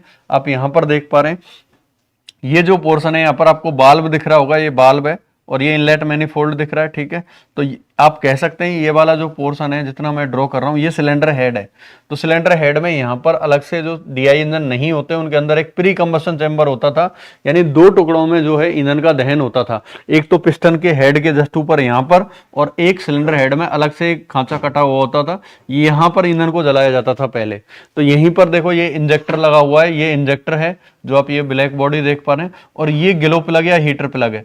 तो यहाँ पर जब माइनस में टेम्परेचर होगा, इंजन पूरा ठंडा होगा, तो जब हम कंप्रेस भी करेंगे अगर हवा को, क्योंकि पूरी इंजन जो है -10 डिग्री सेंटीग्रेड पर ठंडा हुआ पड़ा है, तो कंप्रेस भी करेंगे तो कंप्रेस करने पर उस हवा का ताप बढ़ेगा नहीं। तो इसलिए हम क्या करते हैं, स्टार्ट करने से पहले हम हमारी जो चाबी है स्विच की उसको हीटर की तरफ करते हैं। तो हीटर की तरफ करेंगे तो ग्लो प्लग में बैटरी का करंट जाएगा और यहाँ जितनी एयर है ये उसको क्या कर देगा, गर्म कर देगा, और गर्म कर देगा। फिर हम सक्शन कंप्रेशन करेंगे तो इसका हवा का तापमान हम 550 से 750 डिग्री सेंटीग्रेड बढ़ा पाएंगे और इंजन को हम ठंडे मौसम में भी स्टार्ट कर पाएंगे with the help of heater plug and glow plug. Clear है। तो ये यहाँ पर आप देख पा रहे हैं, यहाँ पर लिखा हुआ भी है इंजेक्टर, आपको दिख रहा होगा, ये तो इंजेक्टर है। और ये वाला आप देख पा रहे हैं हीटर प्लग या ग्लो प्लग, ये वाला जो प्लग है ये हीटर प्लग या ग्लो प्लग है। तो फिर से मैं एक बार समझाने की कोशिश करता हूँ, ध्यान दीजिए आप। तो यहाँ पर मैं बता रहा था कि ये सिलेंडर हेड है, इतना एरिया, बाल्ब भी आपको दिख रहा है, इतना एरिया सिलेंडर हेड है जो मैंने बनाया। इसी के अंदर बाल्ब लगा हुआ है, इसी के अंदर इंजेक्टर, और यहीं पर हीटर प्लग या ग्लो प्लग ये वाला है। तो ये मैंने बताया सिलेंडर हेड में एक अलग से दहन कक्ष काटा जाता है, जो कि गोल आपको ये दिख रहा है, ये दहन कक्ष है। पहले ईंधन यहां पर जलेगा और फिर पिस्टन के ऊपर यहां पर जो हवा है उसमें भी ईंधन जलेगा। तो 2 स्टेप में जो डीआई इंजन नहीं होते हैं उनमें 2 स्टेप में ईंधन को जलाया जाता है, डीजल को, एक तो इस छोटे प्री कंबशन चैम्बर में और एक मेन कंबशन चैम्बर में। तो प्री कंबशन चैम्बर में ही ग्लो प्लग लगा होता है। तो इसकी वर्किंग भी आपके मेरे हिसाब से समझ में आ गई होगी। तो अभी हम हीटर प्लग को और आपको दिखा देंगे आगे वाली इमेजों में। देखें तो हमारा राइट आंसर आप देख लो एक बार क्या है। हीटर प्लग या ग्लो प्लग कहाँ लगा होता है? अब आप कहेंगे गुरुजी सिलेंडर हेड में। बिल्कुल सिलेंडर हेड में होता है, बिल्कुल राइट आंसर है। लेकिन कोई और सटीक ऑप्शन तो नहीं है, कहीं कंबशन चैम्बर तो नहीं दे रखा। सिलेंडर हेड में तो सही है, मैंने अभी आपको बताया ये सिलेंडर हेड का ही पोर्शन है इतना, लेकिन हेड के अंदर ये क्या कटा हुआ है? कंबशन चैम्बर ही तो है, प्री कंबशन चैम्बर। तो इस प्री कंबशन चैम्बर देखो ये लिख रहा प्री कंबशन चैम्बर, तो इस प्री सिलेंडर हेड में तो है, ये प्री कंबशन चैम्बर किस में है? सिलेंडर हेड में। लेकिन अब आपका एग्जैक्ट जवाब कहीं चेंज ना हो जाए तो ऑप्शन देख लो, सिलेंडर ब्लॉक तो गलत है, क्रैंक हाउसिंग भी गलत है, ये रहा दहन कक्ष में। तो डी ऑप्शन और ए ऑप्शन दोनों ही सही है, लेकिन एग्जैक्ट लोकेशन क्या है? डी, दहन कक्ष में। तो राइट आंसर होगा इसमें डी। ये सेम उसी प्रकार की सिचुएशन है जैसा कि मैंने पिछले क्वेश्चन में भी आपको बताया था। मैं अलवर राजस्थान से बिलोंग करता हूं। यदि मेरे से पूछा जाए कि आप कहां से बिलोंग करते हैं, मेरा डिस्ट्रिक्ट अलवर है, स्टेट राजस्थान है। अब मेरे से पूछा जाए कि आप कहां से बिलोंग करते हैं, ऑप्शन मेरे को दिया गया, पहला राजस्थान, दूसरा दिया गया जयपुर, तीसरा दिया गया अलवर, चौथा दिया गया मान के चलो धौलपुर। तो मैं क्या करूंगा, अलवर करूंगा या राजस्थान करूंगा? बताएं। राजस्थान सही जवाब होगा या इस केस में अलवर सही जवाब होगा? अलवर होगा, क्योंकि एग्जैक्ट डिस्ट्रिक्ट मेरे को बताना पड़ेगा जब ऑप्शन में है। तो बात वही है कि यहाँ पर दहन कक्ष प्रॉपर लोकेशन है, बाकी वो दहन कक्ष किस में है? सिलेंडर हेड में। तो जवाब दोनों ही सही है, लेकिन प्रॉपर आंसर इस पोजीशन में क्या होगा? Option D is right answer. अब आगे हम चलते हैं, समझ में आ गया होगा मेरे हिसाब से। देखो भाई, हीटर प्लग या ग्लो प्लग का कार्य होता है। अब आपसे कार्य पूछ लिया, अभी पूछा था कहां लगा होता है, अब पूछ रहा है कार्य क्या होता है। तो कोई नहीं, कार्य भी मैंने आपको बता दिया, ऑप्शन आप देख लेते। ठंडे मौसम में दहन कक्ष की कंप्रेस हवा में टर्बुलेंस पैदा करना, टर्बुलेंस मतलब घुमाव पैदा करना, तो ये टर्बुलेंस पैदा नहीं करता है। तो ये ए ऑप्शन तो भाई साहब बिल्कुल ही गलत आंसर है। वही हीटर प्लग है ये रहा। तो ये तो क्या है, जो हवा है यहाँ पे मौजूद उसको गर्म करने का काम करता है। ये एक रॉड है और कुछ नहीं है, जो गर्म कर देते हैं बैटरी से करंट लेकर के। तो ये तो गलत है पहला, टर्बुलेंस मतलब घुमाव तो पैदा कर ही नहीं सकता। ठंडे मौसम में दहन कक्ष से जली हुई गैसों को निकालना, ये भी गलत है, जली हुई गैसों को ये कैसे निकालेगा? ठंडे मौसम में दहन कक्ष को गर्म करके इंजन को स्टार्ट करने में सहायता करना, ये सही है, सी ऑप्शन। ठंडे मौसम में दहन कक्ष की जो हवा है उसको गर्म करके इंजन को स्टार्ट करने में हेल्प करता है हीटर प्लग या ग्लो प्लग। ठंडे मौसम में दहन कक्ष में प्रवेश हवा को कंप्रेस करना, कंप्रेस नहीं करेगा, कंप्रेस तो पिस्टन ही करेगा, केवल हवा को ये गर्म कर सकता है। तो राइट आंसर होगा सी। मेरे हिसाब से आप समझ गए, ज्यादा व्याख्या करने की जरूरत नहीं है। अब यहाँ पर देखो हीटर प्लग का कार्य होता है, सेम वही क्वेश्चन है। तो यहाँ पर कुछ इमेजें दी गई हैं, तो इनसे आप मेरे हिसाब से थोड़ा समझ पाएंगे, तो ध्यान देना। मेरे को थोड़ा इधर जाना पड़ेगा। यहाँ पर आप देख पा रहे हैं ये सिलेंडर हेड है, इतना पोर्शन है ना, इसमें आप एक एग्जॉस्ट वाल्व, इनलेट वाल्व देख पा रहे हैं, एक एग्जॉस्ट वाल्व देख पा रहे हैं। यहाँ पर लिख रहा है फ्यूल इंजेक्टर, ये वाला इंजेक्टर है। इधर देख पा रहे हैं ये वाला जो है ग्लो प्लग स्टार्टिंग हेड, यानी स्टार्ट करने में, इसको सिर्फ हम स्टार्ट करने में यूज लेते हैं हीटर प्लग या ग्लो प्लग को। तो ये देखो प्री कंबशन चैम्बर में ही लगा हुआ है। तो यहाँ पर अगर आप ध्यान देंगे, देखो यहां पर यदि आप ध्यान देंगे इस इमेज में, तो जो ये हीटर प्लग है, यहां पर 2 स्टेप में, जो पहले डीआई इंजन नहीं हुआ करते थे उनमें ये व्यवस्था होती थी। सिलेंडर हेड के अंदर ही एक अलग से दहन कक्ष प्री कंबशन चैम्बर काटा जाता था, तो 2 टुकड़ों में ईंधन जलता था। इंजेक्टर पहले इस प्री कंबशन चैम्बर में स्प्रे करता था, तो यही ईंधन जलता जलता हुआ यहाँ मेन कंबशन चैम्बर में भी जलता था। तो इस हवा को गर्म करने के लिए हमको हीटर प्लग या ग्लो प्लग लगाया हुआ है प्री कंबशन चैम्बर में, जो कि सिलेंडर हेड में ही कटा हुआ होता है। अब देखो यहां पर हमारे पास 2 अन्य इमेजें भी हैं, तो अब इनसे भी आप थोड़ा सा हीटर प्लग का जजमेंट कर पाएंगे। देखें, तो यदि आपको हीटर प्लग को देखना है, तो ये तो रहा भाई साहब इंजेक्टर, ये तो इंजेक्टर है, और ये हीटर प्लग है, ये जो आप देख पा रहे हैं ये लिख रहा है ग्लो प्लग। तो देखो ये ऐसे गर्म हो जाता है, तो यहाँ जो हवा मौजूद होगी उसको गर्म कर देगा, बस इतना सा काम है, ताकि हम इंजन को स्टार्ट कर सकें ठंडे मौसम में। यहाँ पर ये हीटर प्लग की एक इमेज दी हुई है, तो ये तो है इंजेक्टर, इधर जो गर्म होता है वो दिख रहा है जो हीटर प्लग है, इसके संपर्क में जो हवा आएगी ठंडी हवा, वो गर्म हो जाएगी, बस इतना सा काम। क्लियर है भाई? मेरे हिसाब से क्लियर हुआ। आगे देखते हैं नेक्स्ट क्वेश्चन। अगला क्वेश्चन है हमारा, एयर ब्लीडिंग स्क्रू लगा होता है। एयर ब्लीडिंग स्क्रू, तो सुने भाई, जब कभी भी, अभी इस पे हम आपको प्रैक्टिकल भी करवाएंगे, है ना, और एक मल्टी सिलेंडर इंजन का भी हम वीडियो डालेंगे, तो उसमें भी प्रैक्टिकल का वीडियो, उसमें भी हमने ये बात को रखा है, इस वाली बात को क्लियर किया है कि जो एयर ब्लीडिंग स्क्रू है वो कहाँ लगा होता है। तो देखें, एयर ब्लीडिंग स्क्रू मतलब डीजल के साथ में जब कभी हवा लॉक हो जाती है, सिस्टम में हवा प्रवेश कर जाती है, तो उसे बोलते हैं एयर लॉक होना। तो उस लॉक एयर को निकालें, क्योंकि इंजन स्टार्ट नहीं होगा यदि एयर लॉक हो जाए। तो जब कभी हम डीजल इंजन को चलाते हैं तो उसके अंदर हवा रह जाती है, यानी डीजल खत्म हो गया तो हवा ले जाता है इंजन, तो फिर से हम डीजल डालते हैं तो डायरेक्ट स्टार्ट नहीं होता, पहले एयर ब्लीड करनी पड़ती है, जो एयर लॉक हो गई है उसको निकालना पड़ता है। तो एयर ब्लीड स्क्रू जिससे हम निकालते हैं वो कहाँ लगा होता है। तो ये क्वेश्चन पूछा है, इंजेक्टर पर होता है क्या? गलत है। ईंधन फिल्टर पर होता है क्या? बिल्कुल। कई इंजनों में ईंधन फिल्टर पर भी ये होता है ना। अब दूसरा FIP पर, बिल्कुल FIP पर भी होता है। तो यहाँ पर एक ई ऑप्शन और होना चाहिए इस क्वेश्चन के अकॉर्डिंग, ऑप्शन B + C दोनों ही सही है ना। तो कुछ इंजनों में वो फ्यूल ईंधन फिल्टर पर भी होता है, मल्टी सिलेंडर इंजनों में, जबकि सिंगल सिलेंडर इंजनों में FIP पर होता है। यानी FIP पर तो होगा ही होगा, 100% गारंटी है FIP पर। तो फिलहाल की पोजीशन के अकॉर्डिंग हमारा C option is right answer है, क्योंकि हमें ऐसा कोई ऑप्शन नहीं दिया गया है कि हम B को भी सही आंसर कर सकें और C को भी। B + C दोनों, ऐसा कोई ऑप्शन नहीं है। तो इसकी इसमें हम किसको करेंगे? ईंधन फिल्टर को करेंगे या FIP को करेंगे? तो एयर ब्लीडिंग स्क्रू FIP यानी फ्यूल इंजेक्शन पंप पर तो 100% होगा ही होगा। आ गया समझ में? मैं बता देता हूं कौन सा है। देखो यहाँ पर फ्यूल इंजेक्शन पंप को दिखाया गया है, ये 1 सिलेंडर इंजन का फ्यूल इंजेक्शन पंप है पूरा। तो यहाँ पर जो मैं यहाँ पर गोला कर रहा हूँ, तो यहाँ पर ये स्क्रू है एक, तो इसको हम पेचकस से खोल करके इसकी एयर ब्लीड करते हैं। यहाँ से जो है तेल निकलेगा, जो हवा होगी वो निकल जाएगी, है ना। ये मल्टी सिलेंडर का फ्यूल इंजेक्शन पंप है, आपको इधर जो दिख रहा है, देखो यहाँ पर ये जो, तो यहाँ मल्टी सिलेंडर का जो ये आप देख पा रहे हैं, तो यहाँ पर ये एक स्क्रू देख रहे हैं, तो यहाँ से इसको ढीला कर करके और एयर को ब्लीड किया जाता है। यहाँ पर एक पंप देख पा रहे हैं, ये फीड पंप, या फ्यूल ट्रांसफर पंप या हैंड प्राइमिंग पंप इसे कहा जाता है। तो इसको चला करके, मैनुअली चला करके हम जो है एयर ब्लीड करते हैं, है ना। तो मल्टी सिलेंडर का जब हम FIP आपको प्रैक्टिकल कराएंगे तो वहाँ आपको इसको बताएंगे। बाकी इस पर लगा होता है ये रहा और इस पर लगा हुआ है ये रहा, तो दोनों मैंने बता दिए। अब हम इसका आपको प्रैक्टिकल करा देते हैं। उसमें एक स्क्रू ड्राइवर होगा, स्क्रू ड्राइवर लेके आना उधर से, उसके कल जो सामान हम लेके गए थे प्रैक्टिकल के लिए। तो देखें भाई, हम आ चुके हैं। अभी हमारा जो इसमें होगा स्क्रू ड्राइवर, है ना, 2 होंगे, बड़ा देख ले एक छोटा देख ले, दोनों ले आना।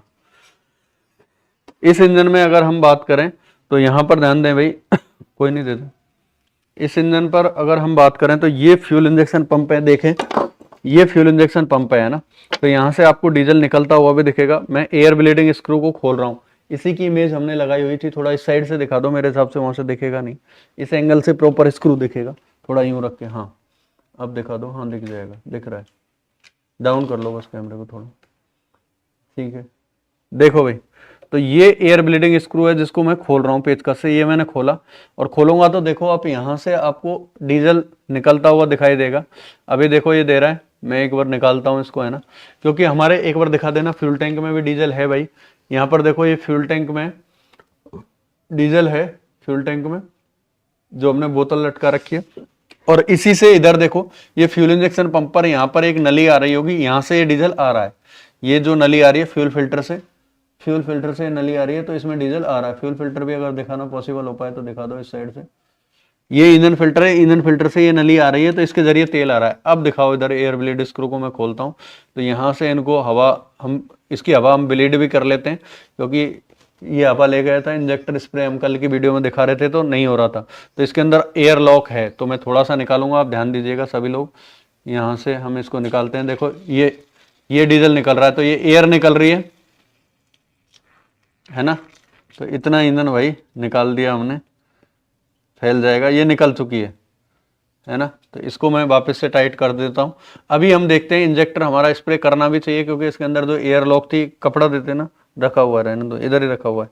ये मैंने इसको टाइट कर देता हूँ मैं, तो ये हो गया हमारा बंद, है ना, ये कर दिया। तो अभी हम इसको घुमाते हैं इंजन को, तो हमारा जो FIP है हाई प्रेशर से लिफ्ट करेगा। तो इधर इंजेक्टर लगा हुआ है, ये स्प्रे करना चाहिए, तो आप इधर दिखा देना भाई, इंजेक्टर स्प्रे करना चाहिए। मैं घुमाता हूँ, कल की वीडियो में हम नहीं दिखा पाए थे क्योंकि इसके अंदर एयर लॉक थी। कोई नहीं, दिखा दो। तो अभी हम इसको घुमाते हैं, क्योंकि इसके अंदर जो एयर लॉक थी वो हमने निकाल दी है।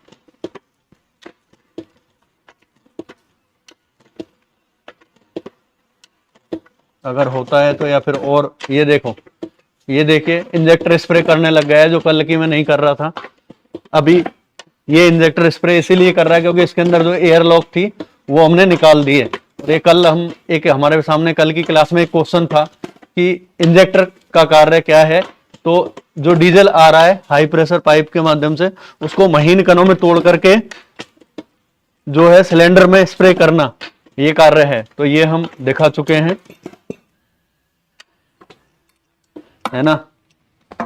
और किस तरीके से स्प्रे करता है ये आपने देख लिया। बाकी इसको और तेज अगर घुमाया जाए, रोटेट किया जाए तो कुछ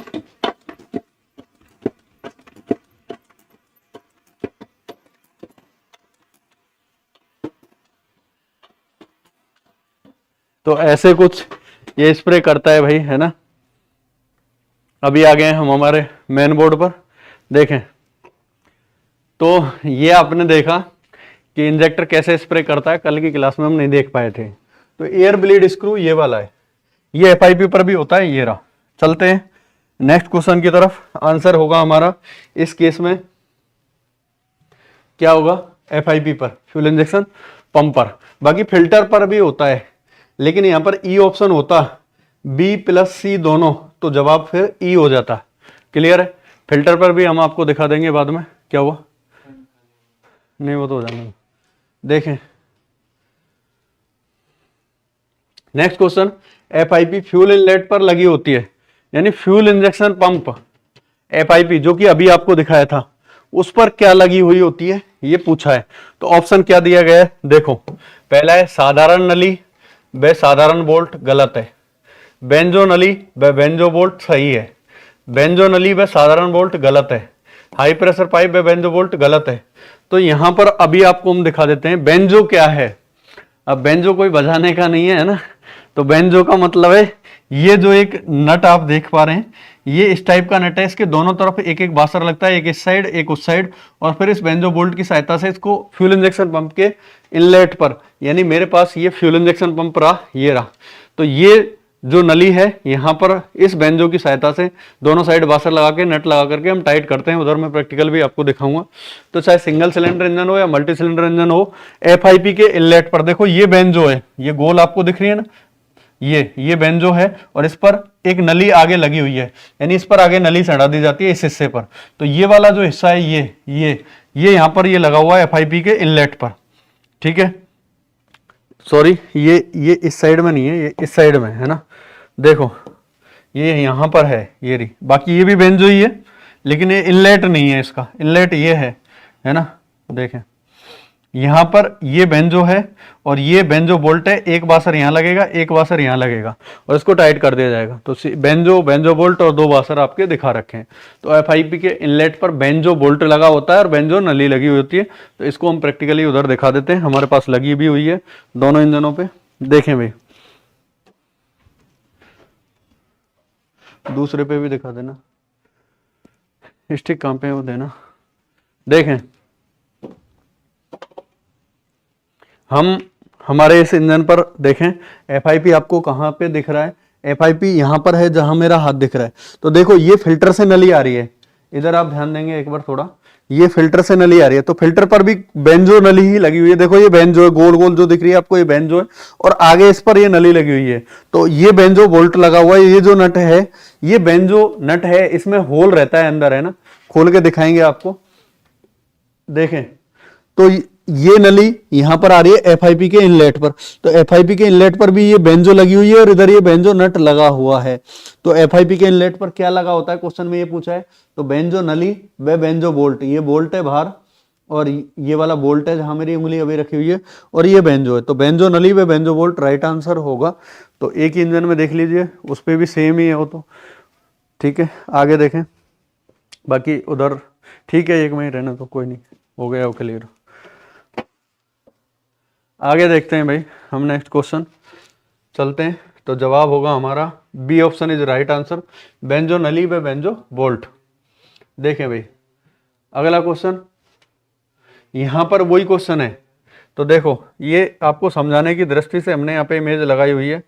तो यही है, देखो क्या हो रहा है यहाँ पर, ये दूसरे इंजन में मैं बता रहा था, ये एफआईपी है, ये वाली बॉडी। तो यहाँ पर देखो एक बासर आपको सिल्वर का बासर इधर दिख रहा है और एक सिल्वर का बासर इधर दिख रहा होगा, ये बेंजो नली है और ये बेंजो बोल्ट है। तो बेंजो नली को लगाकर नली के एक बासर इधर, बेंजो के एक बासर इस लेफ्ट साइड में, एक बासर राइट साइड में लगा करके, बेंजो बोल्ट लगा करके एफआईपी के इनलेट पर लगाया जाता है। यहाँ पर भी सेम वही है जो अभी आपको दिखाया था, ये वो नली बेंजो नली है, बेंजो है, और ये बेंजो बोल्ट है। तो ये एफआईपी के इनलेट पर बेंजो नली व बेंजो बोल्ट लगाया जाता है दो बासर की सहायता से। अब वो तांबे के भी बासर हो सकते हैं और वो सिल्वर के भी बासर हो सकते हैं। आगे देखो, बाकी हम फिटिंग करेंगे, डिसमेंटल करेंगे तो और अच्छे से समझ में आएगा आगे। देखें फ्लाईव्हील लगा होता है, अब आपसे क्वेश्चन पूछा है फ्लाईव्हील लगा होता है। फ्लाईव्हील क्या है, फ्लाईव्हील एक भारी भरकम पहिया है जो आपको यहाँ सामने ये चलता हुआ दिख रहा है, ये गोल गोल, ये बड़ा वाला पहिया, ये फ्लाईव्हील है।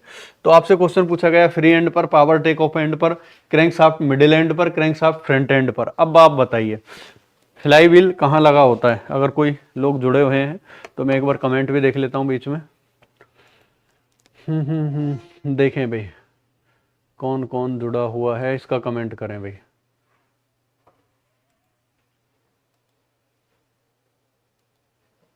ये क्या है, देखें भाई किस किस के कमेंट आए हैं, उसके बाद मैं बता देता हूँ। ये दीप श्याम सुंदर कह रहे हैं सर 40 बन रहे बेंगलोर से। श्याम सुंदर कितनी बार पूछोगे तुम्हें, अरे भाई सर मैं आपका साइको का स्टूडेंट हूँ, आप बेस्ट हो सर, मिस्टर इंडियन लिख रहे हैं। बिल्कुल भाई, आगे देखें।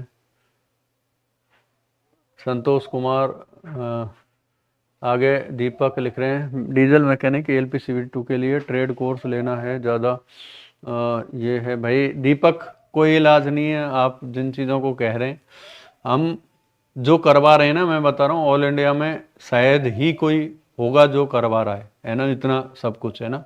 तो मेरे हिसाब से नहीं है, बाकी आपका सोच है, जो कुछ भी आप समझते हो। दीपक मालवीय किंग कह रहे हैं कि सर इंग्लिश में, भाई इंग्लिश और हिंदी में फिर इतनी जगह नहीं बचती कि हम इमेज भी ढंग से बता सकें। क्लास रेगुलर ही चल रही है भाई, है ना। आगे देखो, फ्रंट एंड पर आदित्य कुमार का है, फ्रंट एंड पर, तो ये गलत है। श्याम सुंदर का भी जवाब गलत है। क्रैंक सॉफ्टवेयर सबको पता है, क्रैंक सॉफ्टवेयर होता है, लेकिन वो पूछ क्या रहा है, फ्रंट एंड कह रहे हैं। फ्रंट एंड भी गलत है भाई, है ना। दोनों का ही जिन्होंने जवाब दिया वो गलत है। फ्री एंड भी गलत है, क्रैंक सॉफ्ट मिडिल एंड भी गलत है, क्रैंक सॉफ्ट फ्रंट एंड भी गलत है। तो भाई श्याम सुंदर गलत है। देखें भाई, यहां पर क्रैंक शाफ्ट के पावर टेक ऑफ एंड पर फ्लाईव्हील लगाया जाता है। Power take off end, end मतलब सिरा। ये मार्कर की अगर मैं बात करूं तो इसके दो एंड हैं, आपको दिख रहे होंगे, ये पतला वाला एंड और ये मोटा वाला एंड, ये स्मॉल एंड और ये बिग एंड। तो दो सिरे हो गए। ऐसे ही क्रैंक शाफ्ट के भी दो सिरे हैं, इधर साइड का, एक तो इधर साइड का सिरा ये वाला और एक इस साइड वाला। तो अब आप समझो कि पावर टेक ऑफ एंड किसे कहेंगे, जिधर से हम इंजन से पावर प्राप्त करते हैं, यानी इंजन के अंदर डीजल को जलाने पर पिस्टन को जो फोर्स मिल रहा है, उस फोर्स को हम क्रैंक शाफ्ट से रोटरी मोशन में घुमा करके जिस साइड से इंजन को पावर प्राप्त करते हैं उसे बोला जाता है भाई साहब पावर टेक ऑफ एंड। ये वाला है पावर टेक ऑफ एंड, ये वाला है इधर वाला ऑफ एंड। इतना सुंदर लिख नहीं रहा हूं मैं, राइटिंग है ना। देखें तो इसी पर क्लच प्लेट, आगे क्या लगेगी, क्लच प्लेट असेंबली लगेगी, पावर ट्रांसमिशन लगेगी, गियर बॉक्स लगेगा यहां पर। गियर बॉक्स के बाद में गाड़ी की पॉपुलर शाफ्ट लगेगी, उसके बाद में डिफरेंशियल लगेगा, फिर एक्सल लगेंगे और गाड़ी के दो पहिए लगेंगे। तो हम पावर किधर से प्राप्त कर रहे हैं, इधर से प्राप्त कर रहे हैं। तो इसलिए जिधर फ्लाईव्हील लगा हुआ है, तो फ्लाईव्हील हमेशा क्रैंक शाफ्ट के पावर टेक ऑफ एंड, अर्थात इसे हम कहेंगे क्रैंक शाफ्ट का पिछला सिरा। क्रैंक शाफ्ट का या इंजन का पिछला सिरा इसको बोलेंगे, क्रैंक शाफ्ट का पिछला सिरा, पिछला सिरा, ये चीज आप कह सकते हो। क्रैंक शाफ्ट के पिछले सिरे को ही पावर टेक ऑफ एंड कहा जाता है। हमेशा इंजन से पावर हम जो प्राप्त करते हैं और विभिन्न कार्यों, मैकेनिकल कार्यों में यूज लेते हैं, वो क्रैंक शाफ्ट के पिछले सिरे अर्थात पावर टेक ऑफ एंड से लेते हैं। तो इंजन का फ्लाईव्हील हमेशा इंजन के पावर टेक ऑफ एंड या क्रैंक शाफ्ट के पावर टेक ऑफ एंड या इंजन या क्रैंक शाफ्ट के पिछले सिरे पर स्थित होता है। अगले सिरे जो है, अगला सिरा, उधर से हम इंजन से कोई पावर नहीं लेते हैं, इसलिए इंजन का अगला सिरा हमेशा फ्री एंड कहलाता है, या क्रैंक शाफ्ट का अगला सिरा फ्री एंड कहलाता है। तो ये फ्री एंड है, ये फ्री एंड है। तो क्या इधर फ्लाईव्हील लग रहा है क्या, बताना मेरे को, जिन्होंने गलत जवाब दिया सभी ने। तो इधर नहीं है, तो इधर सिर्फ ड्राइविंग पुली लगी रहती है, उससे हम इस बी बेल्ट की सहायता से जो है वाटर पंप को हम ड्राइव देते हैं, या सेल्फ स्टार्टर या डायनामो को जो है वो चाल देते हैं, और कुछ नहीं करते हैं हम इधर से। तो पावर हम पिछले सिरे से प्रयोग करते हैं। तो यहां पर राइट आंसर होगा option B, power take off end पर। तो समझ में आ गया होगा मेरे हिसाब से। फ्लाईव्हील लगा हुआ होता है, तो यहां पर दिखाया भी गया है। तो देखो अब इस इमेज में आप देख सकते हो, और क्लियर आपके हो जाएगा। यहां पर मैं बात करूं तो ये पूरी क्रैंक शाफ्ट है, और क्रैंक शाफ्ट का ये अगला सिरा है, ये वाला अगला सिरा है, और ये वाला पिछला सिरा है। तो बताओ कहां पर है फ्लाईव्हील भाई साहब, पिछले सिरे पर, पिछले सिरे पर। ये पिछला सिरा ही पावर टेक ऑफ एंड कहलाता है। जैसा कि आप यहां पर इस इंजन में देख रहे हैं, ये फ्लाईव्हील है, ये पूरा भारी भरकम जो आप देख रहे हैं ये फ्लाईव्हील है, इस पर की रिंग गियर चढ़ा हुआ है, और ये क्लच प्लेट लगी हुई है, इधर ही आगे clutch plate assembly, gear box, popular shaft, आगे डिफरेंशियल वगैरह सारी चीजें इस साइड में लगती हैं। तो ये पावर टेक ऑफ एंड है, पिछला सिरा है, तो पावर इधर से प्राप्त की जाती है। तो फ्लाईव्हील पिछले सिरे पर या पावर टेक ऑफ एंड पर लगा होता है, नॉट अगले सिरे या फ्री एंड पर। क्लियर है, तो मेरे समझ में आ गया। अगला सिरा तो ये वाला है, ये वाला भाई साहब, ये तो इधर कहां है फ्लाईव्हील, इधर तो नहीं है। आगे देखो, अब इसी क्वेश्चन को थोड़ा वो घुमा के पूछ सकता है। आपकी बार ऑप्शन कुछ वैसे थे, गति पालक चक्र लगा होता है, गति पालक चक्र फ्लाईव्हील को ही बोला जाता है। तो फ्लाईव्हील कहां लगा होता है, तो यहां पर थोड़ा ऑप्शन को घुमा दिया, वहां था front end, free end, power take off end, middle end, है ना। यहां पर ऑप्शन कुछ वैसे दिए गए, क्रैंक शाफ्ट के अगले सिरे पर। बताओ गति पालक चक्र मतलब फ्लाईव्हील कहां लगा होता है, क्रैंक शाफ्ट के अगले सिरे पर, क्रैंक शाफ्ट के पिछले सिरे पर, क्रैंक शाफ्ट के मध्य में, क्रैंक शाफ्ट के अगले सिरे पर। तो यहां पर होगा क्रैंक शाफ्ट के पिछले सिरे पर राइट आंसर होगा, जैसा कि हमने अभी बताया क्रैंकशाफ्ट के पिछले सिरे पर, ये राइट आंसर होगा।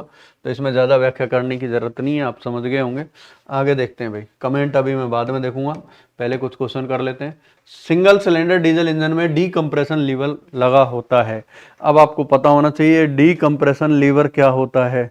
अच्छा, कमेंट देखो किस किस के क्या हैं। सर मेरे 40 नंबर आ रहे हैं, नेक्स्ट एल पे लिख रहा है ओबीसी CBT 1 होगा या नहीं होगा, हो जाएगा भाई 40 वाले तो हो जाएगा, कोई दिक्कत नहीं है। और कोई, नीरज कुमार का आंसर है, राइट है भाई तुम्हारा। सुनील मीना का भी राइट है। और पेपर शुद्ध निम्मी भाषा में आएगा कि राकेश विष्णु लिख रहे हैं। अरे शुद्ध निम्मी में तो नहीं आता है ना, तो कोई दिक्कत नहीं है, तो निम्मी के पीछे बावले मत हो तुम। आगे देखो, सर्कस लेना, क्लास लेना है, अच्छा वो तो ऐप है भाई, नीरज कुमार है इनके रेलवे साइको क्लासेस के नाम से। नीरज कुमार कह रहे हैं यार टीम का नंबर दे दीजिए भाई, वो 9783038080 नंबर है ना। आगे देखो ये कह रहे हैं लेकिन सर डबल व्हील हो तो क्रैंकशाफ्ट पर ही लगा होता है, श्याम सुंदर लिख रहे हैं। अरे तो वो डबल व्हील का आपसे पूछेगा नहीं, फिर डबल व्हील वाले इंजन में क्रैंकशाफ्ट के दोनों सिरों पर होता है, लेकिन वहां नहीं पूछेगा। अगर वो आपसे क्वेश्चन ऐसा पुटअप कर रहा है तो इसका मतलब वो मल्टी सिलेंडर की बात कर रहा है। अगर इस टाइप का क्वेश्चन आपसे पूछ रहा है कि गतिपालक पहिया लगा होता है या फ्लाईव्हील लगा होता है, तो वो हमेशा मल्टी सिलेंडर की आपसे बात कर रहा है।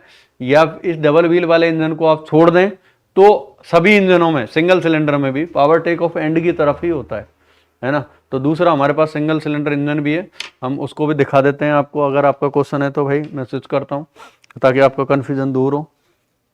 दिखाएं भाई, यहाँ पर देखो भाई श्याम सुंदर, यहाँ पर ये वाला जो इंजन आप देख रहे हैं हमारे पास दूसरा एक 4 स्ट्रोक जो इंजन है, इसमें देखो क्या हो रहा है इसमें ये वाला जो क्रैंक शाफ्ट है, यानी ये केम शाफ्ट का वो है, इस पर हमने ये हैंडल लगा रखा है।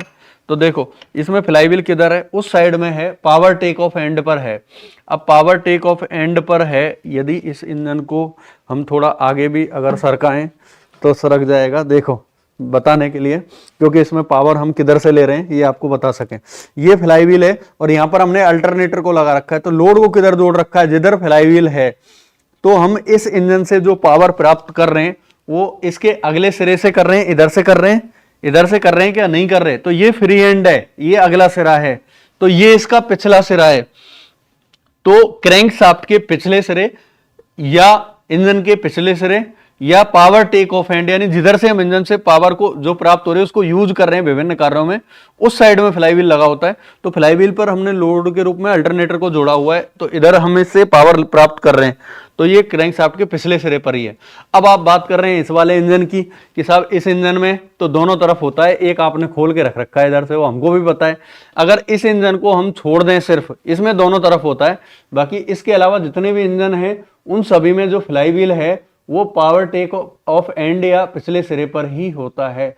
आपसे नहीं पूछा गया था क्वेश्चन में कि फील्ड मार्शल का डबल व्हील के इंजन में किधर होता है, आपसे यही जनरल क्वेश्चन पूछा गया था कि फ्लाईव्हील जो है वो किधर लगा होता है। तो आपको ऑप्शन से ही पकड़ लेना चाहिए था, एग्जामिनर आपसे क्या पूछना चाह रहा है। देखें नेक्स्ट क्वेश्चन हम देखते हैं जो हमारे सामने है, ये भी इंपॉर्टेंट क्वेश्चन है भाई, देखो फटाफट। अब तुम्हारे कमेंट हम बाद में देखेंगे।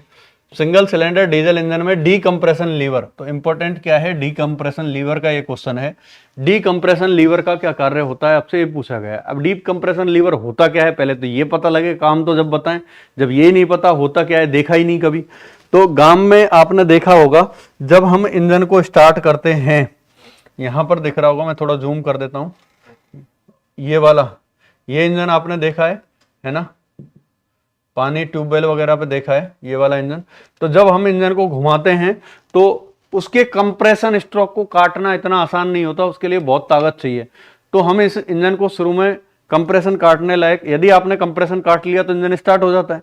तो अब कंप्रेशन को हम लीक करते हैं इस डीकम्प्रेशन लीवर की सहायता से। तो डीकम्प्रेशन लीवर कौन सा है, ये है जिसको हम ठोकर बोलते हैं आम बोलचाल की भाषा में गाँव में। जब इंजन को हम स्टार्ट करते हैं तो ये ठोकर इसके नीचे, लिफ्टर के नीचे, लिफ्टर को ऊपर उठा के रखती है, जिससे पुश रॉड ऊपर उठ के रहेगी, जिससे एग्जॉस्ट वाल्व जो है वो खुली हुई पोजीशन में अटका रहेगा, जिससे कंप्रेशन कभी होगा ही नहीं उसके अंदर जब तक कि हम ठोकर को नहीं छोड़ेंगे। और कंप्रेशन नहीं होगा तो इंजन स्टार्ट नहीं होगा, तो हम उसको आसानी से घुमा पाए, कंप्रेशन स्ट्रोक को लीक कर देते हैं इस डीकंप्रेशन लीवर के द्वारा। तो ये डीकंप्रेशन लीवर का कार्य हुआ कि कंप्रेशन स्ट्रोक को लीक करना ताकि हम इंजन को आसानी से स्टार्ट कर सकें। ये इस वाले इंजन में दिखाया, ये हमारे पास इंजन मौजूद है, अभी आपको प्रैक्टिकल करा के दिखा देंगे। ये एक हमारे पास दूसरा इंजन है किर्लोस्कर वाला, सिंगल व्हील वाला, जो कि अभी हमने प्रैक्टिकल कराया लास्ट। इसमें ये कुछ ऐसा है डीकंप्रेशन लीवर। तो इसका काम मैंने आपको बता ही दिया, अब उधर प्रैक्टिकल भी करा देते हैं। ऑप्शन देख लेते हैं क्या दिए गए हैं हमें। ऑप्शन दिया गया पहला, कंप्रेशन स्ट्रोक के दौरान कंप्रेशन को लीक करना, तो बिल्कुल राइट आंसर यही है, कंप्रेशन स्ट्रोक के दौरान कंप्रेशन को लीक करना, बिल्कुल सही है ना। सेकंड है पावर, लेकिन लीक नॉर्मल इंजन जब स्टार्ट है तब लीक नहीं करेगा ये सिर्फ हम स्टार्ट करने के लिए जब घुमाते हैं इंजन को तब लीक करता है। कहीं आप सोचें कि परमानेंटली लीक करता रहता है कि साहब, नहीं, सिर्फ इंजन स्टार्ट जब हम करते हैं उस दौरान हम इसका यूज करते हैं, बाकी इंजन जब स्टार्ट हो जाता है तो इसका कोई यूज नहीं है इंजन के अंदर। आ गया समझ में? तो पहला ऑप्शन राइट होगा, इंजन को स्टार्ट करते समय कंप्रेशन के स्ट्रोक के दौरान कंप्रेशन को लीक करना, ये प्रॉपर जवाब होगा। पावर स्ट्रोक के दौरान कंप्रेशन को लीक होने से रोकना, ये गलत है। कंप्रेशन स्ट्रोक के दौरान कंप्रेशन को लीक होने से रोकना, ये भी गलत है। एग्जॉस्ट स्ट्रोक के दौरान गैसों को लीक करना, ये भी गलत है। ये तीनों ही नहीं करता है, ये सिर्फ इंजन स्टार्टिंग के समय कंप्रेशन स्ट्रोक के दौरान कंप्रेशन को लीक करना ताकि हम इंजन को घुमा करके स्टार्ट कर सकें।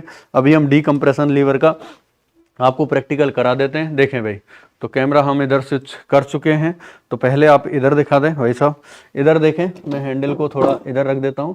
ये है डीकंप्रेशन लीवर, ये इसके नीचे लग जाता है तो इससे क्या है, ये जो लिफ्टर है ये इससे और नीचे नहीं आ पाता है। नहीं आ पाएगा तो क्या है, कंप्रेशन स्ट्रोक के दौरान ये जो वाल्व है, ये वाल्व ये थोड़ा खुला हुआ रह जाता है, एग्जॉस्ट वाल्व थोड़ा दबा हुआ रह जाता है। दबा हुआ रहेगा तो यहां से जो है कंप्रेशन जो है वो लीक हो जाएगा और हम इसको इजी वे में घुमा पाएंगे मैनुअली हाथ से। अगर हटा करके आप घुमाएं तो आपने देखा होगा इतनी आसानी से हम नहीं घुमा सकते।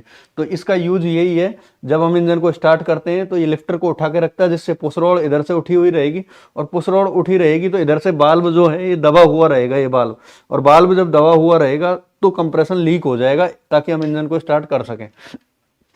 अब यदि हम देखें इस वाले इंजन पर, थोड़ा नजदीक से आप दिखा दीजिए देखें भाई, ये नजदीक से दिखा देना, नहीं दिखेगा वहां से लाना पड़ेगा अपन को, बिल्कुल पास में लाना पड़ेगा। ये डीकंप्रेशन लीवर है, देखो अब इसकी वर्किंग आप देखो, यहां पर इस पर डीकंप्रेशन लीवर पर एक नट लगा हुआ है, ये नट दिख रहा होगा, ये स्टड। तो जब मैं इसको नीचे दबा रहा हूं तो देखो ये वाली रॉकर आर्म इधर से बाल्ब है। अगर हम थोड़ा सा 1 मिनट टॉर्च वो देना, मोबाइल की टॉर्च ऑन करके देना, तो ये देखो ये क्या करती है, ये जो डीकंप्रेशन लीवर है, मैं दिखा देता हूं, थोड़ा आपको विजुअल नहीं होगा अंदर, देखें भाई।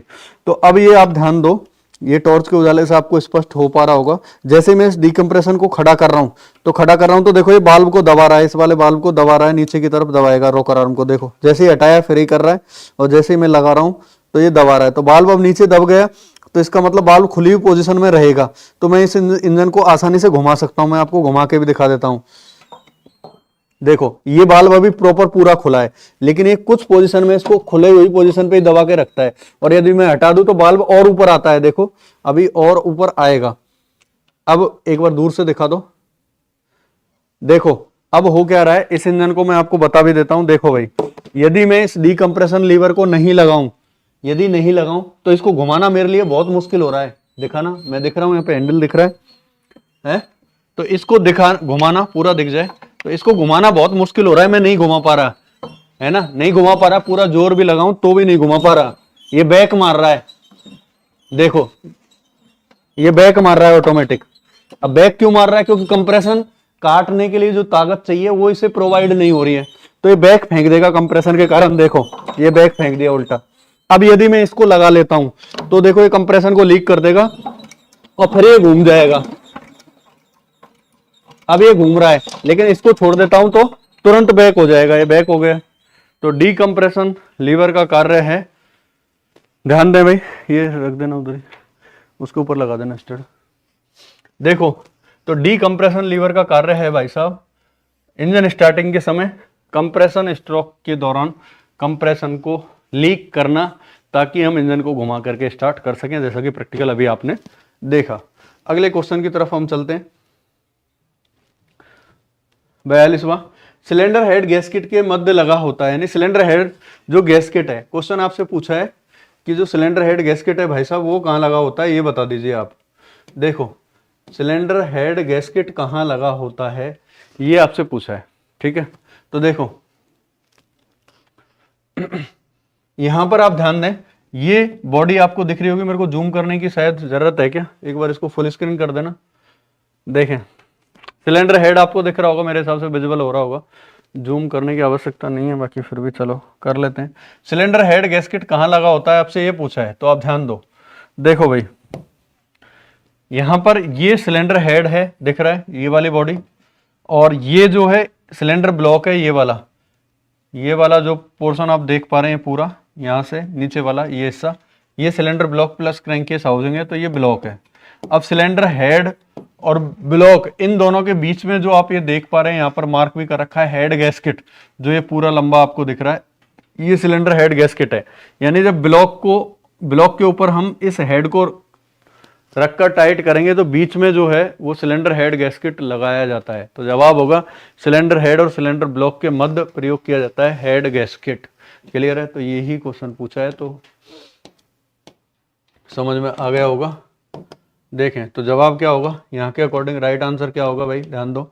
सिलेंडर हेड व टाइमिंग कवर गलत है, सिलेंडर हेड व टैपेट कवर गलत है, सिलेंडर ब्लॉक व क्रैंककेस हाउसिंग गलत है, सिलेंडर ब्लॉक व सिलेंडर हेड के बीच, तो ये राइट आंसर है सिलेंडर हेड या ब्लॉक कह लो या ब्लॉक या हेड कह लो, बात वही है, उनके बीच ही लगा होता है। जैसा कि हम अगली इमेज पे देख सकते हैं, सेम क्वेश्चन है। तो देखो ये हेड गैस्केट है, अगर सिंगल सिलेंडर इंजन की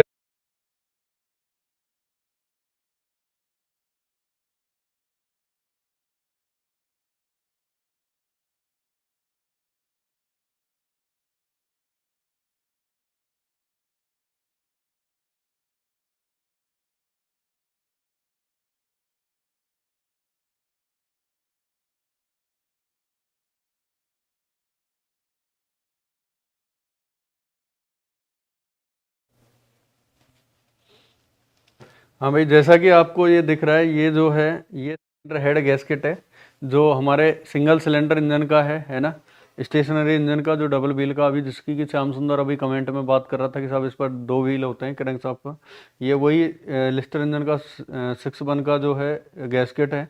तो ये हेड गैस्केट है ना। तो ये हेड गैस्केट किसका बना होता है ये सब बाद में हम डिटेल पे चर्चा करेंगे जब हेड गैस्केट का टॉपिक हम पढ़ेंगे। अभी ये कहाँ लगा होता है सिर्फ इतना जान लीजिए। तो ये वाला पोर्शन जो है ये सिलेंडर हेड है, ये वाला सिलेंडर ब्लॉक है, ये है ब्लॉक और ये है भाई साहब हेड, है ना। तो इन दोनों के बीच में यहाँ पर इस जगह लगा होता है, इस जगह लगा होता है ये, है ना। तो सिलेंडर हेड और ब्लॉक के बीच में सिलेंडर हेड गैस्केट लगाया जाता है, ठीक है। तो ये क्लियर हो गया होगा। इसका प्रैक्टिकल भाई हम आपको करा देते, लेकिन बात वही है, दिखा देते हैं, एक बार देख लीजिए, है ना। तो सिलेंडर हेड और ब्लॉक के बीच में ये लगता है, तो इधर एक बार कैमरे को इधर स्विच करें भाई, गैस्केट अगर उधर पे रखा हो तो गैस्केट ले आओ एक बार, है तो मैं इधर हार्ड कॉपी भी इसकी दिखा देता हूँ। लाओ, कोई है क्या इसमें, होना तो चाहिए, रखा तो था एक पहले, उधर रखा होगा, नहीं तो रहने दो, नहीं है। देखें इतने नेक्स्ट क्वेश्चन दिखा कर लेते हैं हम, ये वेट करना पड़ेगा भाई, ये भी हैंग हो गया सॉफ्टवेयर, जो नोट है हो गया। तो अभी हम दिखा देंगे, इतने नेक्स्ट क्वेश्चन देख लेते हैं प्रैक्टिकल भी इसका। सिलेंडर हेड फिट होता है, अब आपके सामने एक क्वेश्चन है सिलेंडर हेड कहाँ फिट होता है, ऑप्शन देखिए। तो अब आप बता देंगे, मेरे हिसाब से इतने होशियार हो गए हैं आप, तो ध्यान दें।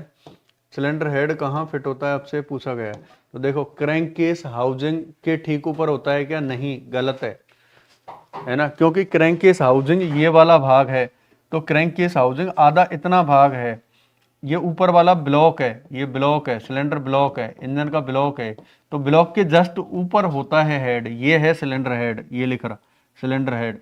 तो सिलेंडर हेड ब्लॉक के जस्ट ऊपर फिट होगा यहाँ, नॉट क्रैंककेस हाउसिंग, ये क्रैंककेस हाउसिंग निचला सिरा है, तो पहला ऑप्शन गलत है। दूसरा है टैपिट कवर के ठीक ऊपर, तो टैपिट कवर कौन सा है, सिलेंडर हेड को ऊपर से ये ढकने के लिए जो ये कवर प्रयोग किया जा रहा है, ये है बाल्व चेंबर कवर, देखो इसका नया नाम आ गया अब, बाल्व chamber cover, rocker cover, tappet cover, है ना।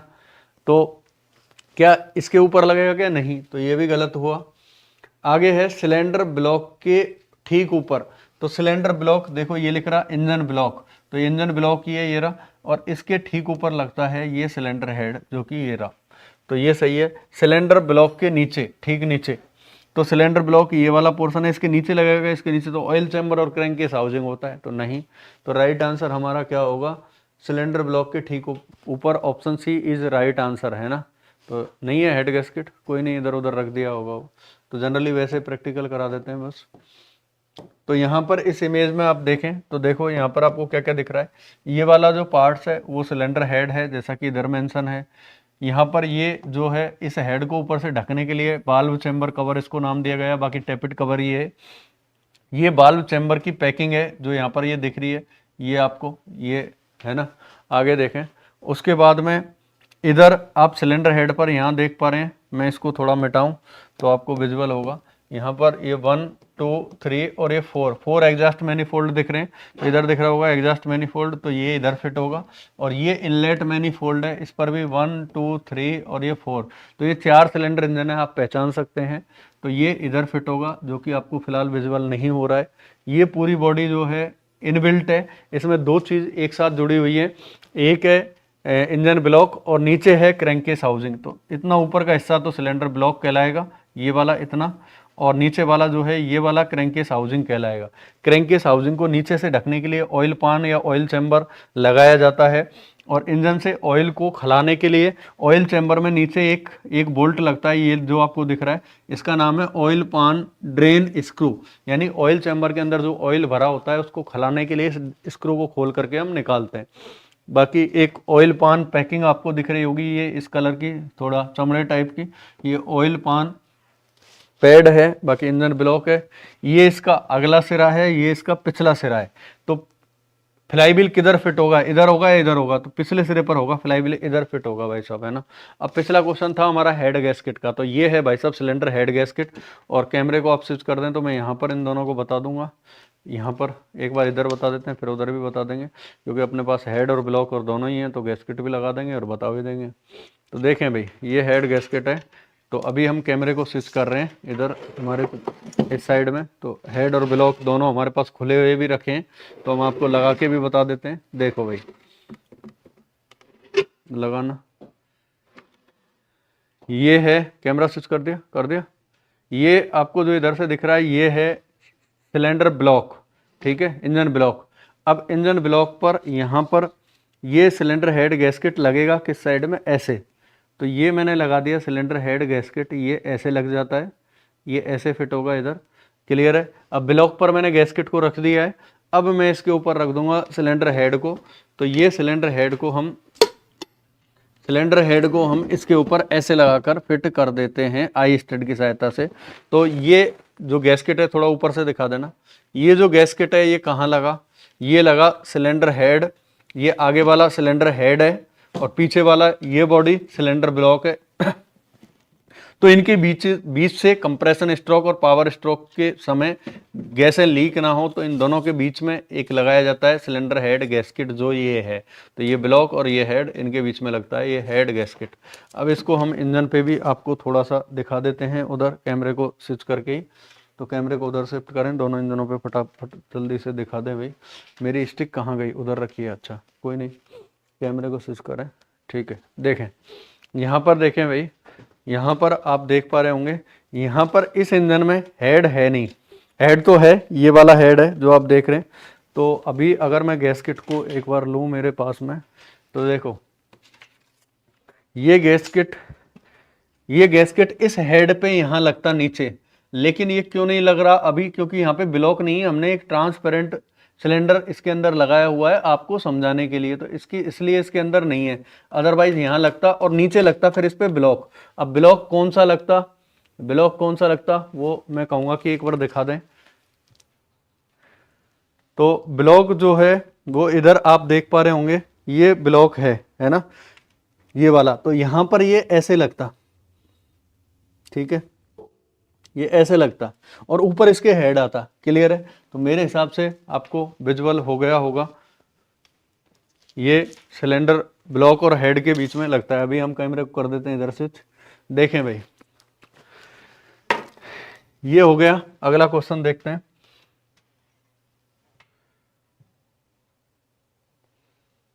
ब्रीदर वाल्व का कार्य है ब्रीदर वाल्व। तो ब्रीदर वाल्व क्या है, तो पहले आपको पता होना चाहिए ब्रीदर वाल्व, ब्रीथ से ही बना हुआ है। ब्रीथ मतलब क्या होता है, सांस लेना। हम लेते हैं ना, ब्रीथिंग चल रही है इसकी, मतलब कई बार आदमी मर जाता है तो हम बोलते हैं ये सांस नहीं ले रहा है, मतलब मर चुका है, ब्रीथिंग क्रिया नहीं कर रहा है। ब्रीथ मतलब सांस लेना, तो उसी से बना हुआ ब्रीदिंग वाल्व। तो ब्रीदिंग वाल्व ये है जो आप देख पा रहे हैं। तो इसका कार्य क्या है वो हम ऑप्शन तो देख लेंगे, पहले आप ये देखो ब्रीदर वाल्व है क्या बीमारी। तो ये जो टाइमिंग प्लेट है सिंगल सिलेंडर डबल व्हील के इंजन की, तो ये जो है ये ब्रीदर वाल्व है। एक बार आपको कैमरे में ये देखने में डिस्टर्ब कर रहा है सिलेंडर हेड, तो मैं इसको वैसे कर रख देता हूँ।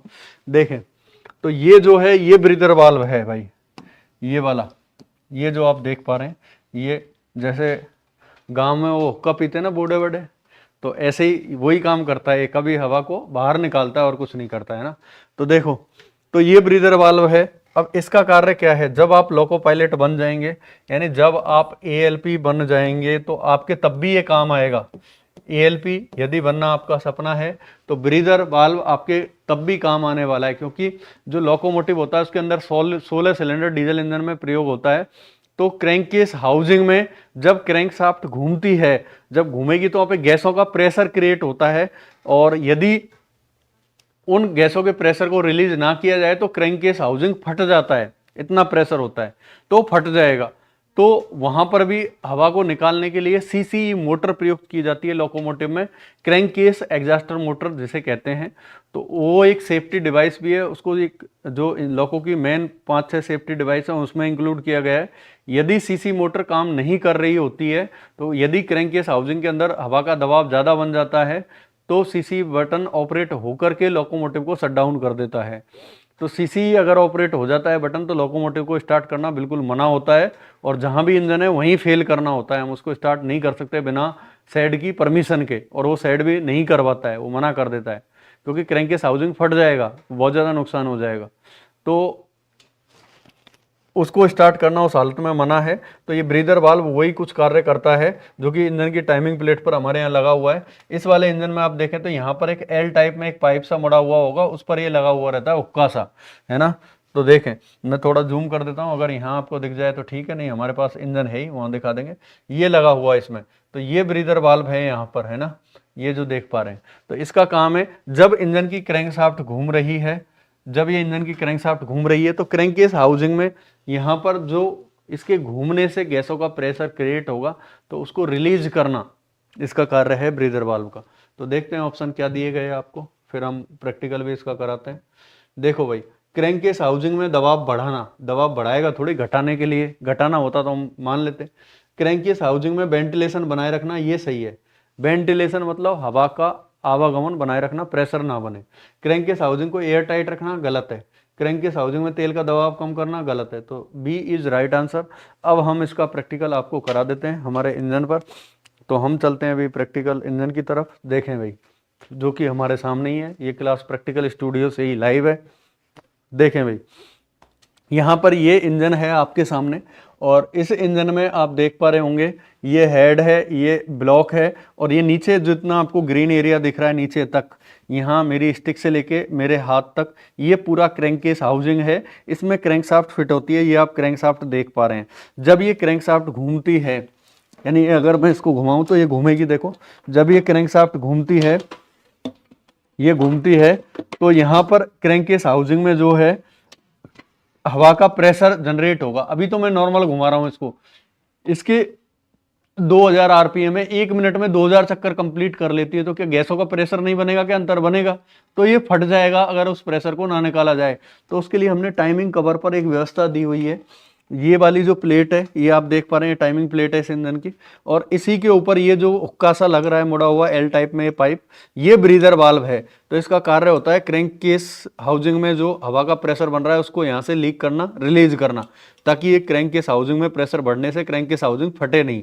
तो ये ब्रीदर वाल्व का कार्य है।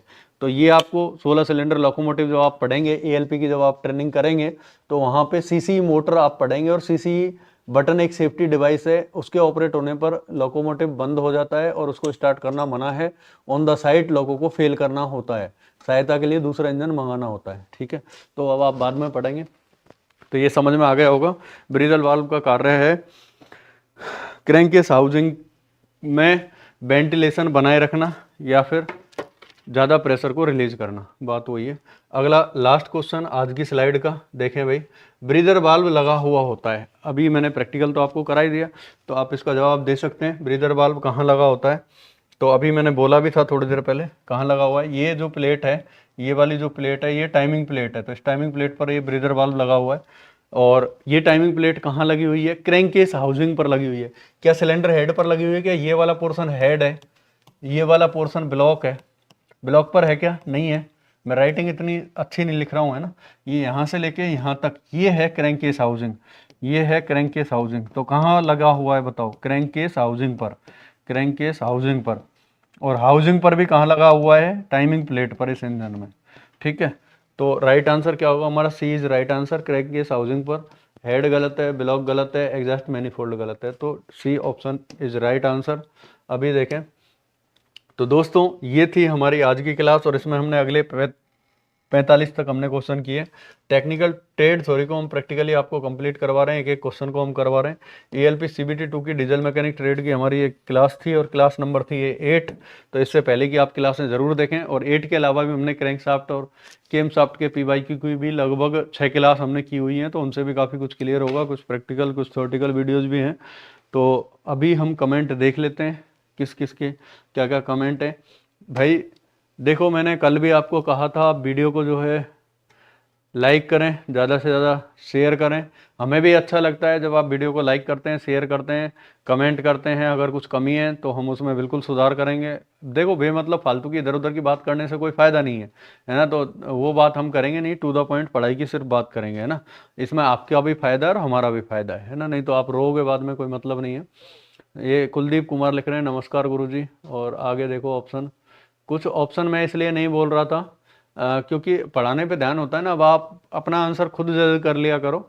बाकी ये क्लास हम अलग चालू करेंगे टेस्ट योर नॉलेज के नाम से, वो अलग PYQ की हम क्लास लेके आएंगे, तो वहाँ आपसे हम प्रॉपर, अभी एक कुछ हम साथ में प्रैक्टिकल करवा रहे हैं, तो यहाँ इतना पहली बात तो इंजन पे आपको दिखाना, इधर क्वेश्चन पढ़ना, डायग्राम से समझाना, तो इतना पॉसिबल नहीं है। फिर ऑब्जेक्ट उन पे भी ध्यान दें, आपके कमेंट पे भी, तो फिर क्लास बहुत ज़्यादा लंबी हो जाती है। तो क्वेश्चन का आंसर आप खुद जजमेंट कर लो फिलहाल। आगे देखें, नीरज कुमार बता दिया मैंने आपको। ये जीतू सिंह लिख रहे हैं, भाई Neeraj Kumar NK railway psycho classes का ऐप है गूगल प्ले स्टोर से, वो आप इंस्टॉल कर लें, वहाँ पर फ्री नोट्स भी आपको मिल जाएगा। अगर आप हमारे साथ वहाँ पेड बैच में जुड़ना चाहते हैं तो वहाँ जुड़ सकते हैं क्लास के अंदर। आगे देखो आशुतोष ऑप्शन दे रहे थे, अब बफरिंग हो रहा है, तो आशुतोष थोड़ी टेक्निकल एरर थी, उसके कारण वो सही हो गया बाद में। कुलदीप कुमार नमस्कार गुरुजी, रोज़ का क्लास का टाइम बता दो सर एक बार। कुलदीप कुमार भाई अभी मैं खुद रेलवे हॉस्पिटल में एडमिट हूँ, तो अभी मैं टाइम इसलिए नहीं बता पा रहा, बाकी मैं रेगुलर आगे टाइमिंग बता दूंगा। जनरली अभी सुबह के टाइम होती है 9-10 बजे के आसपास, है ना, तो 9 बजे आप 9:30 बजे आप मान के चलें कि डेली लगभग इस टाइम होगी ये क्लास फिलहाल। सर मैकेनिक मोटर व्हीकल का भी सिलेबस यही है क्या? भाई 70% सिलेबस यही है लेखराज, 30% अलग है, तो यही वाला कोर्स आपको लेना है, वो हम अलग से करा देंगे। कविता लिख रहे हैं भाई सर आपके नंबर सेंड कर दीजिए, तो नंबर कोचिंग वाले हैं 9783038080, है ना। सुप्ता दास गुड मॉर्निंग गुरुजी, भाई सुप्ता दास गुड मॉर्निंग, ये झारखंड से हैं या बंगाल से हैं शायद। देखें तो ये थी हमारी भाई आज की क्लास। अब मैं लास्ट में आपको एक ही बात कहना चाहूँगा, चाहे आप बीटेक स्टूडेंट है, चाहे आप डिप्लोमा स्टूडेंट है, चाहे आप ITI हैं, यदि आप ITI नहीं भी गए, और कुछ लोग गए भी होंगे, तो वहाँ इतने टेक्निकल टीचर अच्छे नहीं मिले होंगे, या टीचर अच्छे मिले होंगे तो ITI ने सपोर्ट नहीं किया होगा, प्रैक्टिकल का सामान प्रोवाइड नहीं करवाया होगा, तो कहीं ना कहीं आपका जो ये तकनीकी ज्ञान है वो अधूरा है। और जो लोको पायलट की पोस्ट है, ELP की पोस्ट है, वो 10th प्लस ITI स्टैंडर्ड की पोस्ट है, तो जो टेक्निकल आएगा वो बीटेक और डिप्लोमा स्टैंडर्ड का नहीं आएगा, ITI के स्टैंडर्ड का ही आएगा। तो इसलिए मैं कह रहा हूँ कि चाहे आप बीटेक हैं, चाहे ITI हैं, चाहे डिप्लोमा है, आपको ट्रेड थ्योरी को विद प्रैक्टिकल पढ़ना है, यदि उसमें पास होना है तो, नहीं तो दिक्कत होगी। तो टेक्निकल ट्रेड थ्योरी को विद प्रैक्टिकल यदि आप पढ़ेंगे तो आपको एग्जामिनर किसी भी प्रकार से कोई भी क्वेश्चन घुमा दे, आपको कोई दिक्कत नहीं होगी। चाहे आप एक भी मॉक टेस्ट मत लगाओ, कोई भी किसी का मॉक टेस्ट लगाने की आवश्यकता नहीं है। यदि आपकी थ्योरी विद प्रैक्टिकल क्लियर है तो आप हर क्वेश्चन का मेरी तरह जवाब देने में कैपेबल होंगे। यदि आप हमारी सारी क्लासें देखते हैं तो कहीं कोई दिक्कत आने वाली नहीं है। तो दोस्तों इस वीडियो में मैं आप सभी को यही कहूँगा कि हमें भी अच्छा लगता है जब आप वीडियो को लाइक करते हैं, ज़्यादा से ज़्यादा शेयर करें, है ना। ताकि हमें भी लगे कि हमारी मेहनत जो है वो आप लोगों तक पहुंच रही है और सफल हो रही है। तो हम भी कुछ और इनोवेशन करेंगे और भी चीज़ों को सुधारेंगे, तो हमको भी मोटिवेशन, उससे मनोबल मिलता है ना। तो दोस्तों मिलते हैं नेक्स्ट वीडियो में, तब तक के लिए आप सभी को बहुत बहुत धन्यवाद। ज़्यादा से ज़्यादा वीडियो को लाइक करें, शेयर करें, चैनल को सब्सक्राइब करें ताकि सभी नोटिफिकेशन आपको टाइमली जो है वो मिलते रहें। Thank you, wish you all the best.